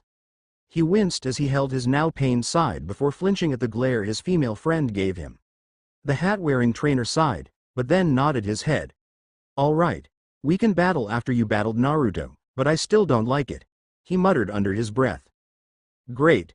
Korrina beamed as she turned back to Naruto and Pangoro. Battle tomorrow, right after breakfast. You'll be shocked to see how far we've come, girly. Naruto smirked. Believe it. The next day, Shalore City Gym. The sun shone high in the sky as the combatants were all set in the Shalore City Gym. After having called the police department to arrest the unconscious trio of Team Rocket, taking them to jail for their crimes against the city, everyone had had a pleasant night's rest and were all pumped for the battle between Naruto and Korrina. The two childhood friends and their respective partner Pokemon stood on opposite sides of the battlefield, adrenaline rushing through their bodies as the excitement began to get to them. This is a battle between Naruto Uzumaki and Shalore City Gym leader, Korrina, Gurkin announced as he took his position on the side of the battlefield. You ready, girly? Naruto asked. Korrina cracked her neck with a harsh twist. Bring it on, Whiskers. Gurkin raised his arms into the air before swinging them down. Let the battle begin. This is a 3-on-3 battle, Naruto, Korrina said as she crossed her arms. Do you have any other Pokemon with you? Nope. Naruto shook his head, but I won't need any other than Pangoro. You always got your ass handed to you when we were kids. I think it'll take more than just one Pokemon to take me down now that I'm a fully accomplished gym leader. We're not kids anymore, Korrina. Naruto replied evenly, and if you're feeling that confident in your skills as a trainer and a gym leader, well, then you have nothing to fear. Korrina raised an eyebrow at Naruto's reply, feeling a bit uneasy at his bravado and confidence. His felt genuine, like Ash's, not like some of her previous challengers who proceeded to be thoroughly destroyed before she could even send out Lucario. The blonde shrugged. If that was the way he wanted it. Mindfu, I choose you, Pangoro, show him what you got. The Pokeball from Korrina soared through the air before snapping open. A burst of white light flooded forth before it twisted and morphed, solidifying into the shape of the Kung Fu using Pokemon. First match, Pangoro vs Mindfu, Gurkin announced. Fight. Mindfu, use quick attack to get in close and then use force palm, Korrina commanded. Fu. The small fighting type sped across the battlefield, moving in a zigzag pattern in order to confuse the larger Pokemon. Pangoro didn't move an inch however, as the streak of color that was the speedy Pokémon suddenly appeared in its field of vision. Mindfu reared back its palm before letting it fly. However, Pangoro quickly bent its knees and took on a horse stance and pushed its abdominal muscles forward. Mindfu's eyes widened as its attack was repulsed with little to no effort. Pangoro then struck with a Tiger Claw strike, striking Mindfu on the head and driving its face harshly into the ground with enough force to crack it. Pangoro then picked up the beaten Pokémon and tossed it back at Korrina, the smaller Pokémon landing unconscious at its trainer's feet. So fast! Everyone thought in surprise as they looked at the smirking duo of Korrina's challengers. Ash and his friends were all watching from the balcony area above the battlefield and were in awe at what they just witnessed. Wow! Bonnie and Serena gaped in amazement. Such a quick ending. Clement stated as he adjusted his glasses, blinking rapidly to see if maybe he needed to get a new prescription to make sure what he saw was indeed real. That Pangoro is really strong, huh Pikachu? Ash asked his partner. Pika. The small electric type nodded in agreement. Impressive. He capitalized on the high levels of physical durability and strength Pangoro had as a Pancham, and so it became even stronger upon evolving. With a high muscle density, it would be able to push back Mindfu's force palm and then use its already great strength to end the match in one blow. Gherkin muttered to himself. Nicely done, Naruto. Nicely done. A red beam of energy then stretched out from the center button of the Pokeball, returning Mindfu's body to the capturing device. Placing it back in her pocket, Korrina took out her second Pokémon. Alright. Well, if speed won't beat Pangoro, then I'll see what some extra power can do. Machoke, let's go. Machoke. The powerful and muscular Pokémon flexed its biceps as it stood on the battlefield. Power up punch attack. Korrina ordered. Machoke thundered across the battlefield with its arm reared back. Its hand clenched into a tight fist as a golden glow encompassed it. Machoke. Machoke skidded to a halt in front of Pangoro before bending its knees and powering through them, performing a strong uppercut. Catch it. Naruto stated calmly. Pangoro's clawed paw lashed out and then its fingers wrapped tightly around Machoke's fist as it latched onto the oncoming attack. A powerful shockwave raced out from the point of impact, but Machoke was in shock as the taller Pokémon easily held its fist in its paw. Its arm trembled as it tried in vain to follow through with its attack, but Pangoro's own muscular form kept the attack at bay. Pangoro then dug its claws into Machoke's fist, drawing blood and then forced the arm back, hyperextending the muscles into a painful position. Pan.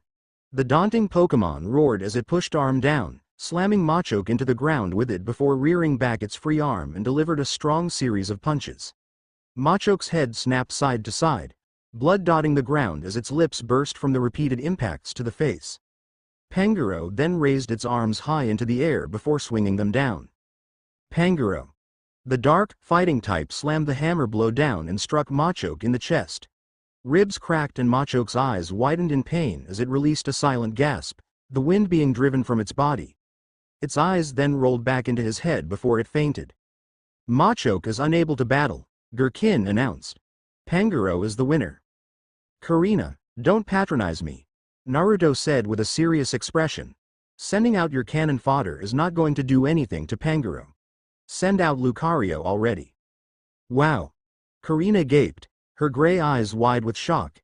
You really weren't kidding. You and Pangoro got really strong while you guys were gone. Damn straight. Naruto replied. Pangoro. The daunting Pokémon pounded its fist against its chest. Korrina grinned widely at the pair before turning to her partner Pokémon. Looks like we got ourselves a challenge, nay Lucario? Lu. The Aura Pokémon smirked as its crimson eyes never left those of its dual-type rival. Lucario stepped out onto the battlefield before shifting into a fighting stance. Pangoro took a stable horse stance and raised its fists in a boxing position, creating a tight guard. Alright Lucario, let's break that guard like we always do. Car. The Aura Pokémon sped across the battlefield before delivering a strong two-punch combo to the stomach. Pangoro remained stationary, not even flinching, before it crashed a powerful fist down on the ground, Lucario having dodged it by hopping backwards. Lucario then ran up the extended limb before lashing out with a strong right hook. Pangoro raised a paw and blocked it before blocking the following left hook. However, Lucario quickly moved its arm and latched its paw onto Pangaro's wrist before arching its body and crashing a strong overhead kick down upon the dark, fighting-type Pokémon's head. Pangaro gritted its teeth as its head snapped downwards from the blow, and Lucario performed a windmill to crash a strong spin kick, driving its heel against Pangaro's temple. Goru. Pangaro growled as it turned its head, pushing back against heel. Cario. Lucario spun its body and slammed its knee against the durable Pokémon's cheek. The daunting Pokémon flinched slightly from the attack, but it easily overcame it and then grabbed Lucario by the leg and swung it harshly into the ground with enough force for Lucario to bounce back into the air. Pangaro latched its claws around Lucario's throat and choke-slammed it, cracking the battlefield from the force of the impact, before delivering two quick and powerful punches to the stomach. Lucario gritted its teeth as its tightened muscle managed to dull the pain, but in the end, it was hurtful. Bone Rush. Korrina ordered. Lucario quickly rolled backwards as Pangaro's hammer strike came crashing down, forming a small crater, before clapping its paws in front of its body. It then parted them and long bone made of aura was generated. Lucario then sped across the battlefield and swung the lengthy aura bone at Pangaro only for the daunting Pokémon to slap it aside with ease. Guro. The daunting Pokémon roared and then kicked the aura Pokémon in the stomach. The fighting, steel type tumbled through the air before landing deftly on its feet, but it didn't remain stationary as it was already racing back towards Pangaro. Pangaro lashed out with two jabs, but Lucario ducked under the first before swinging its aura bone and smacked aside the larger limb with a noticeable amount of effort. Twirling the bone in its paws to build up momentum, Lucario then swung the Bone Rush attack in an upward arc. Lucar. The bone struck Pangaro right on the underside of its chin, bringing the lower jaw against its upper one with a resounding clack. Lucario then spun on its feet and struck Pangaro across the right side of its face before jabbing it against Pangaro's stomach. Hang tough, Pangaro. Use Dark Pulse. Naruto ordered. Pangaro tightened its abdominals and repulsed each one of the jabs before slamming its palms down on the ground and unleashed a strong wave of dark energy that slammed against Lucario's body. Now follow up with Karate Chop.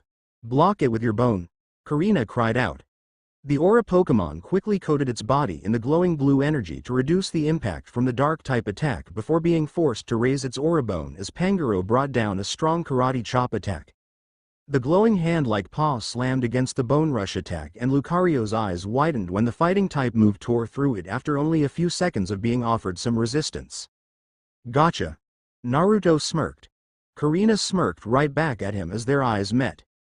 You'd think so, wouldn't you? The fighting-type gym leader asked rhetorically. Naruto's eyes widened and Pangaro released a gasp of shock when the aura bone, which had been cleaved in two, suddenly solidified into two smaller bones, one bone being held in each of Lucario's paws. Lucario then hopped around Pangaro. Cario. The first bone of aura struck against Pangaro's ribs before the aura Pokémon spun on its heels and whacked Pangaro across the face with the second short bone. Lucario bombarded Pangaro with attacks, the daunting Pokémon being forced on the defensive as it raised its arms and lashed out with kicks to block and or parry the oncoming attacks, a few of which managed to break through and deal some damage. Guro. Pangaro reared back its arms and performed a twin Karate Chop attack, but Lucario had quickly ducked between the panda-like Pokémon's arms and snuck in between the space between the limbs before slamming the two small aura bones against them. The arms flew apart, giving Pangaro an image as if it were spreading its arm like wings.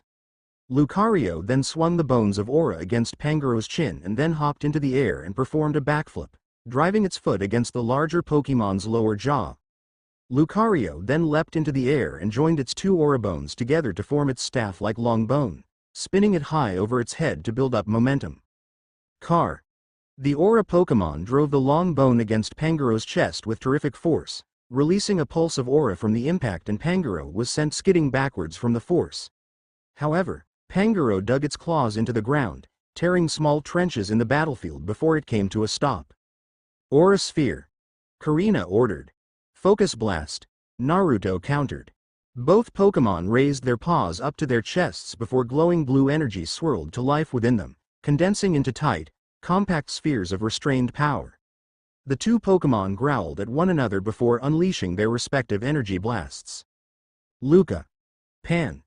Aura Sphere and Focus Blast tore through the air before crashing against one another. They pushed against one another, caving inwards when it was thought one of them would overpower the other, but it resulted in an eventual stalemate as a massive and powerful explosion occurred. Blue light and brown smoke covered the battlefield before quickly dispersed. "You're good, Naruto." Korrina smirked before raising her hand up and tapping her Mega Stone. "But let's see if you're good enough to handle Lucario at its best. Lucario, Mega Evolve."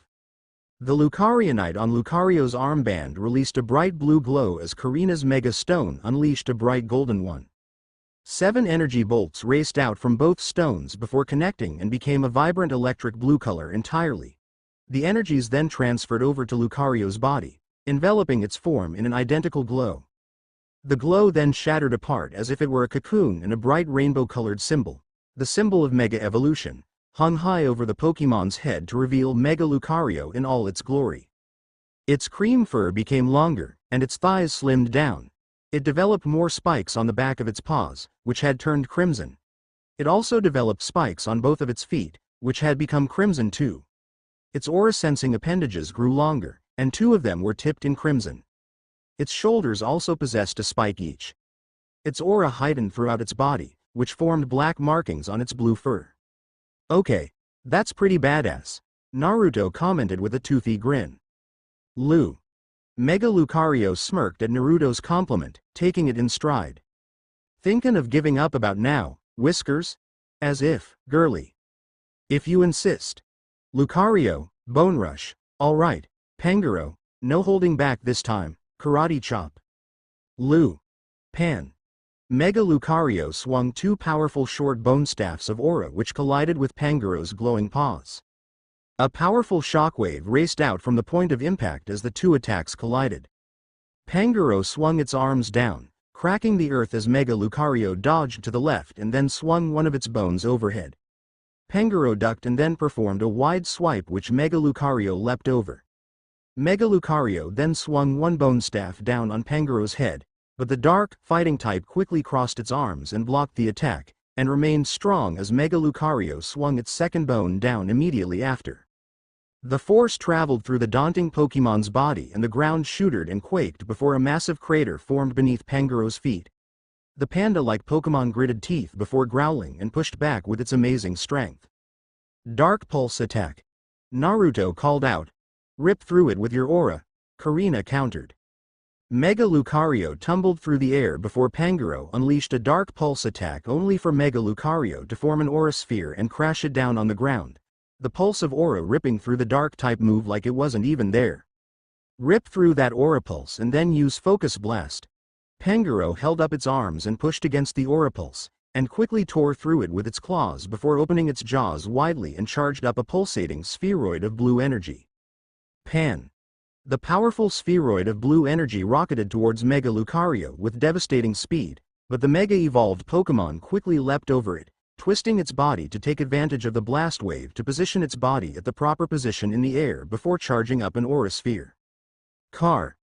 Mega Lucario unleashed the powerful fighting-type attack, but Pangoro quickly sidestepped the attack and a massive explosion occurred behind it, a crater forming as a result. Pangoro and Lucario then reared back their fists. "Power-up punch," Korrina and Naruto ordered simultaneously. "Pango. Lucar." Both Pokémon let their glowing golden fists fly and the 2 fighting-type attacks collided with devastating force, releasing a massive shockwave from the point of impact. The 2 Pokémon gritted their teeth as they glared at one another, their muscles bulging and trembling as they tried to overpower one another. However, they were put into a stalemate as they were sent skidding backwards away from each other. However, both their fists were glowing as they charged at one another once more. Shockwaves and powerful booms echoed throughout the Shalor City gym as the power-up punches collided again and again. Right hook. Left hook. Uppercut. Right jab. Left jab. Elbow strike. Knee strike. Headbutt. The 2 Pokémon met each other blow for blow until their fists bypassed each other and with a resounding cry from both, they struck each other on the side of the face, blood flying from their mouths. They went flying through the air, spiraling from the twists they put on each other's punches all the way across to opposite ends of the battlefield before crashing down into the ground with crater-creating impacts. Smoke and dust covered their forms for a few moments and everyone watching stared at the clouds in anticipation. Finally, the clouds dispersed and they revealed both Pokemon unconscious, Mega Lucario immediately reverting back to its original state. Pangoro and Lucario are both unable to battle. This match is a draw, Gherkin announced. Whoa! That was awesome!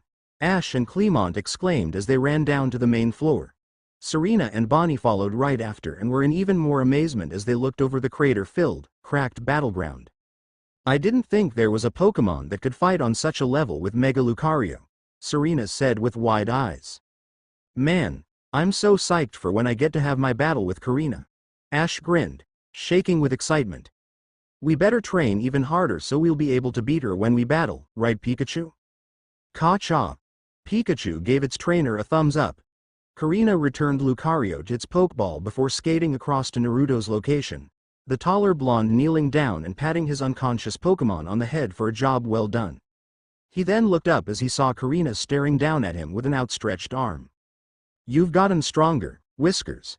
You can fight on even ground with Mega Lucario. I think it's good enough to say you fulfilled that promise of yours. Naruto clasped his rival's hand and allowed her to pull him to his feet. Yup. Looks like I'm finally your equal.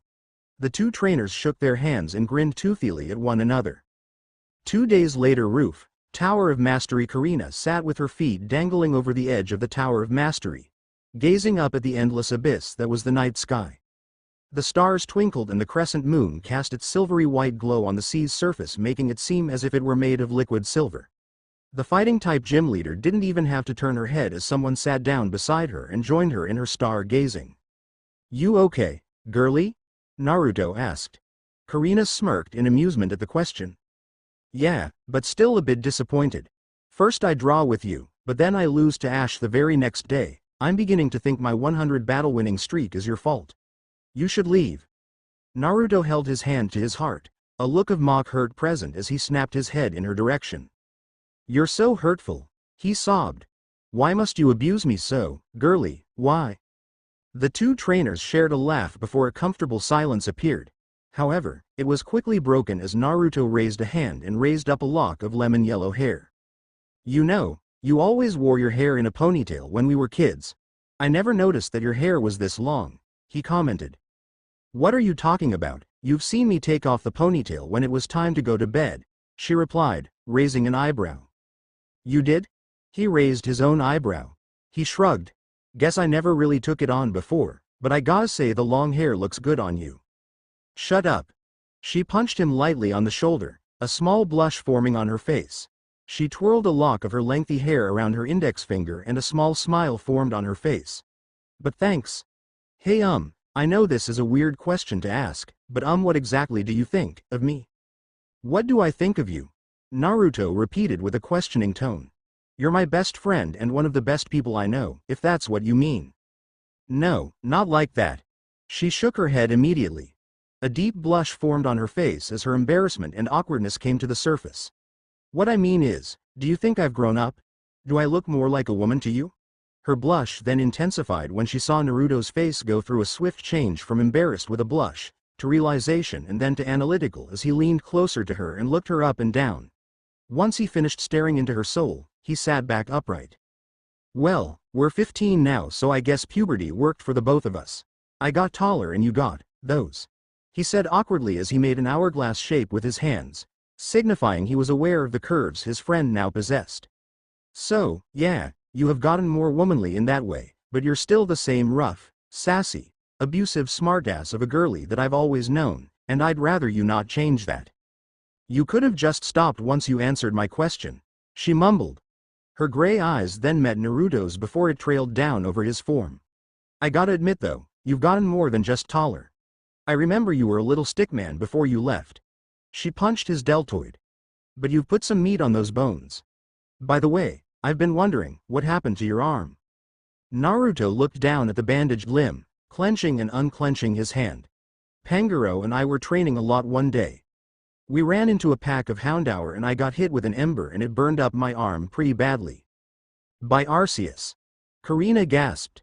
Pangoro beat the shit out of them as a result, and I managed to get to a hospital in time since we were near to Sillage City at the time. They fixed it up and managed to repair most of my arm, but it left a lot of scar tissue, so I wrapped it up to hide them. Naruto smiled.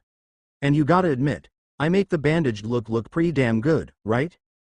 You dumbass. She muttered as she placed him in a chokehold. He released a gurgled cry as he tried to pry the terrifyingly strong girl's arm off of his windpipe. Korrina. You're killing me. He croaked. You don't write or call in 2 years. I was worried as shit about you because of that. Then you come back unannounced and I find out you injure yourself like an idiot. You nearly lost your bloody arm. You shit stain.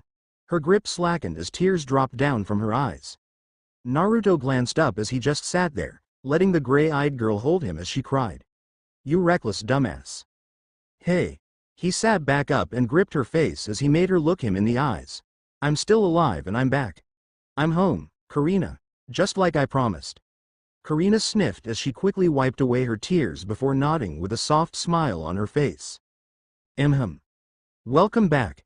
The two blondes then realized how close their faces were before shifting back a bit, embarrassed blushes on their faces. So, Naruto scratched the back of his head nervously. What's your plan now? Korrina tilted her head in confusion as she looked at her best friend. What do you mean? Well, ever since you lost to Ash, you've been looking like you were conflicted about something. You're too strong to be hung up over losing one battle, so what's up? You know me too well, Whiskers. She said more to herself than to Naruto, said Boy chuckling at her musings.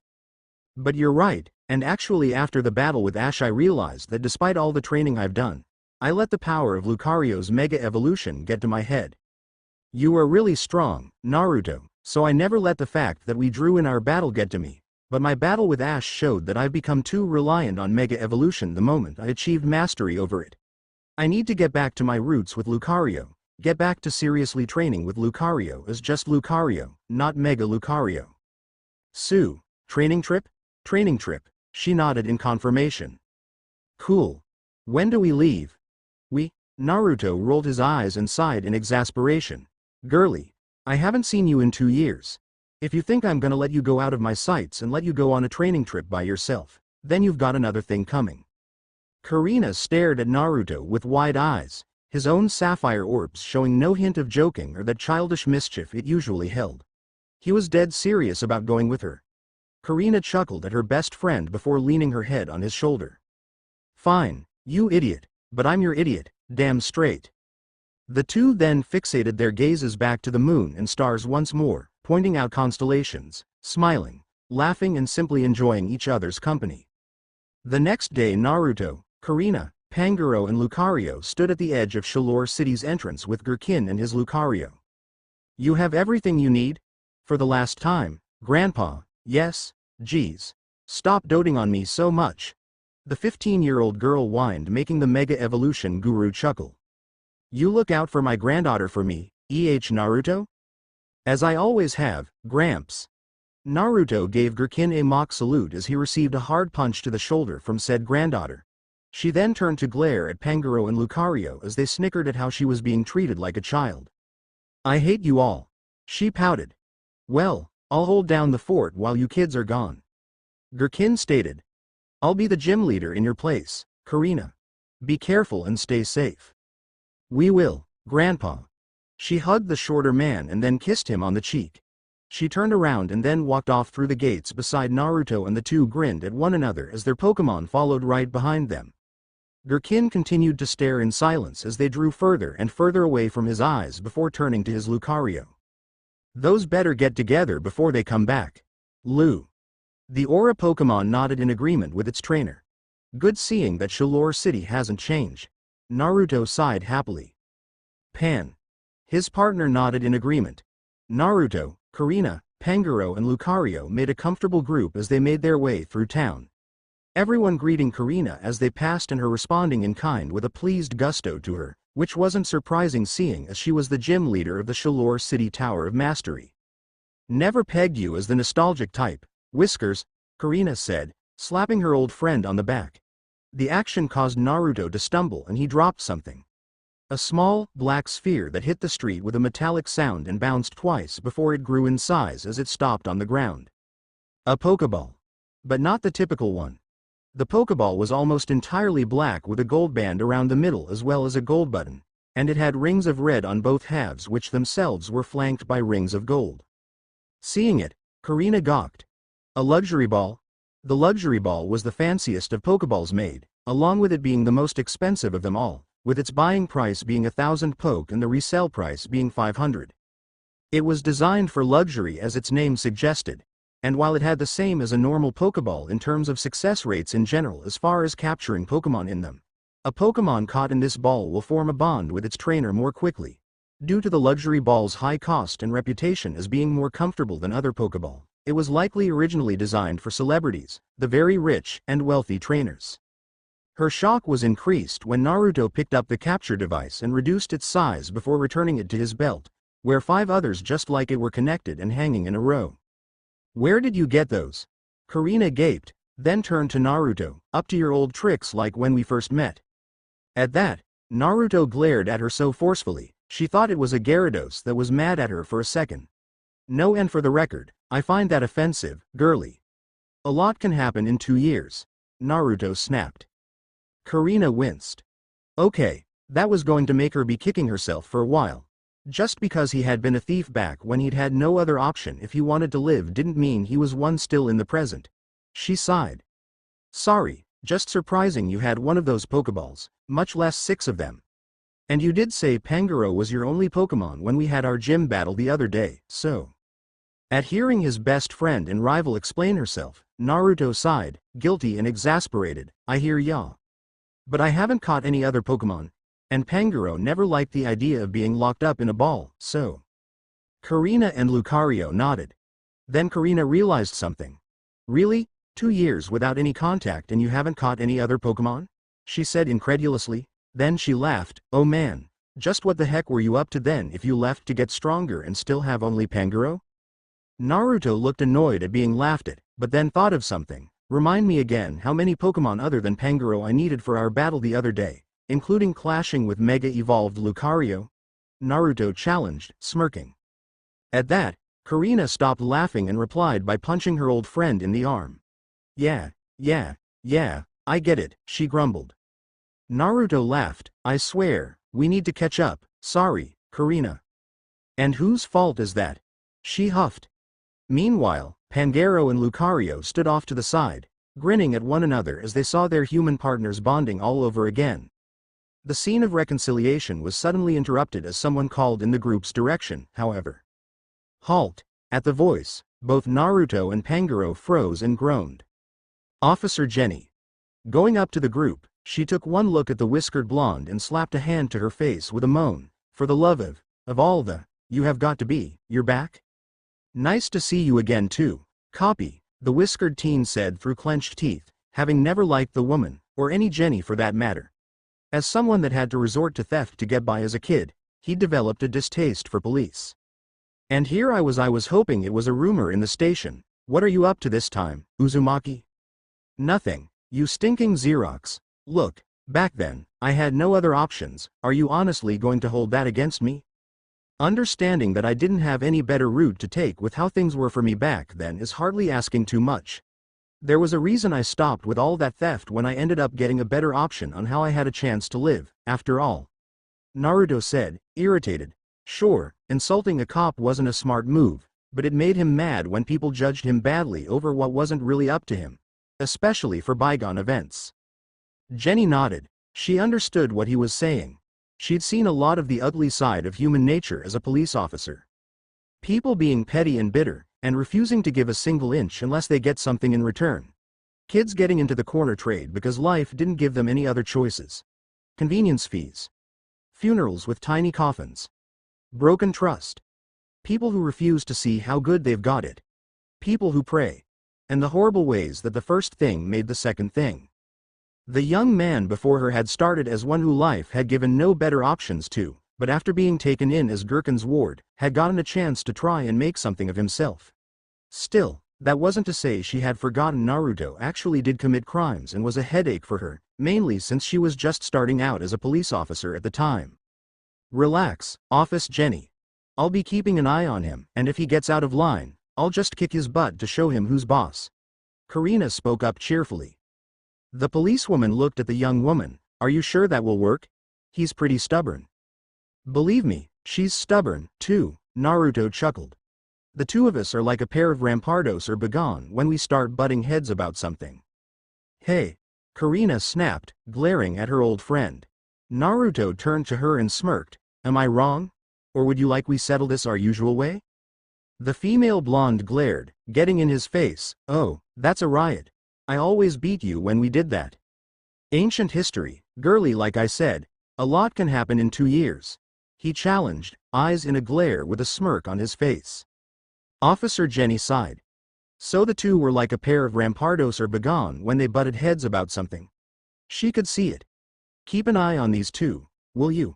Last thing I need is a homicide on my hands, she asked, turning to the pair of dual-type Pokemon, more so to Lucario. Snickering, the two Pokemon nodded.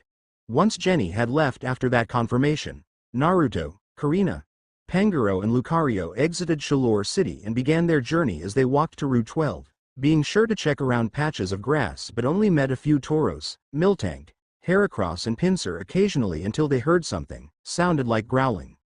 As it reached their ears, Naruto gasped in pain as his scar tissue flared up. Naruto! Korrina cried, alarmed. What the, my arm, why does it? He hissed as his friend and their partners helped him stand, him clutching his bandaged limb. Well, the Flame's Houndour's evolved form, Houndoom, breathes when angry contain toxins. If they cause a burn, it doesn't stop hurting. Meh. Well, true as that is, the one that made me need the bandages wasn't a Houndoom yet. So why's my arm acting up? The male blonde hissed, tears of agony in his eyes. As if in answer, a shape suddenly lunged at them all, only for it to be intercepted by Pangoro's Focus Blast and Lucario's Aura Sphere. Yet, it seemed to endure the blasts without damage beyond being pushed away. Skidding to a halt, it was exposed to be a quadruped, canine Pokemon that was mainly black with a long red snout and red underbelly. It had small, red eyes and a black nose. Around its neck was a white band with a small skull-shaped pendant on its throat. There were also 2 white bands on each of its ankles, as well as 3 rib-like ridges on its back. It had a long, skinny tail with a triangular, spaded tip and 3 clawed toes on each paw. On top of its head were a pair of long, curved gray horns that were raked sharply towards the back. A Houndoom. It was a magnificent specimen. At least a foot larger than average and with a build that balanced powerful muscle with a lean frame for speed.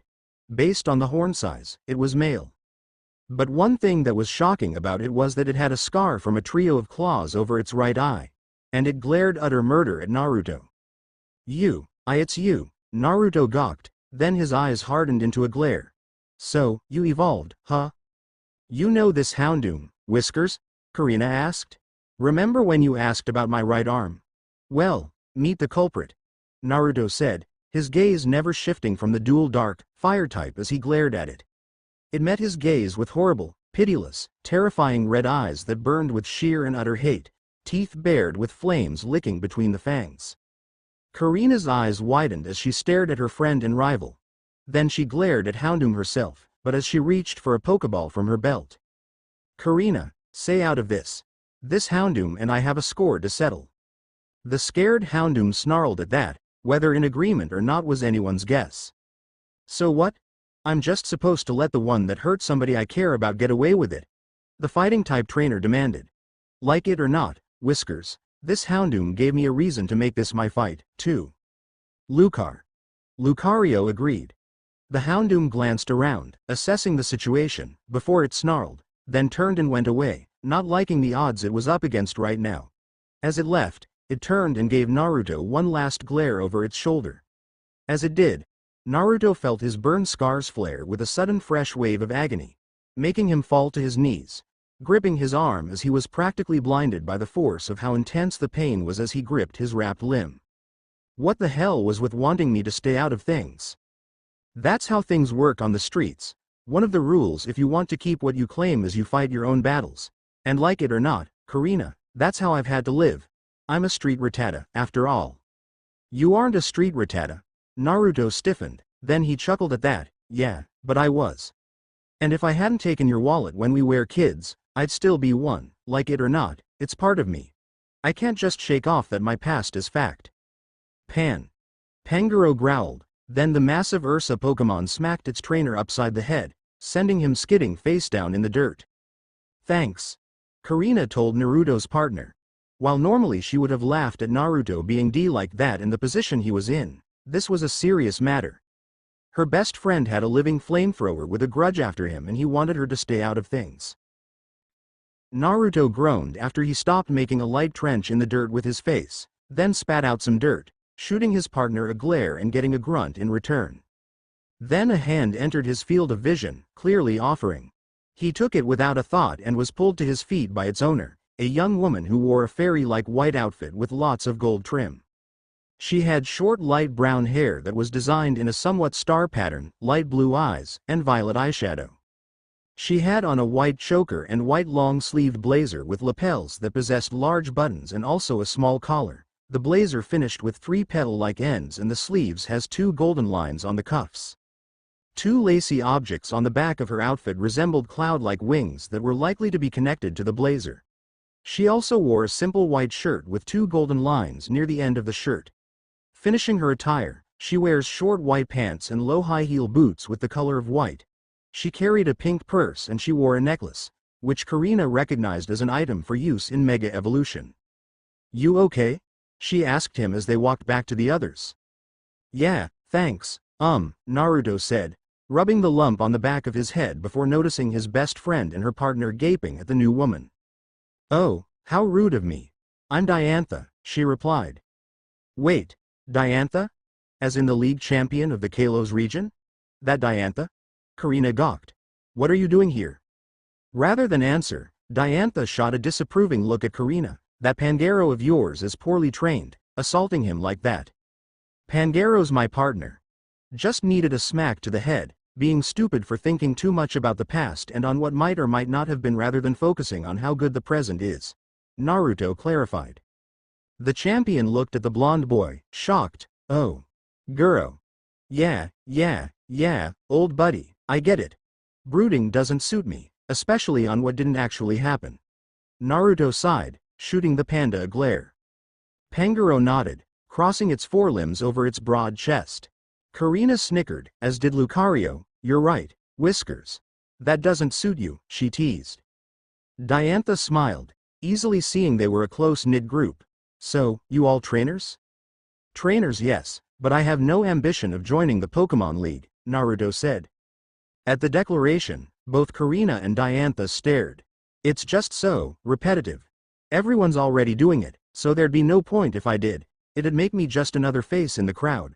Never wanted that. Makes me question the point of living since everything you could do was, is, or will be done by somebody else. Only differences would be time and settings." The ex-thief sighed as he explained with a frown. Frowning herself, Diantha nodded. "Okay, that made sense, even if it was depressing, but at least the boy with the Pangoro was honest. Seemed he needed to find his own direction." Then she perked up with a sudden idea.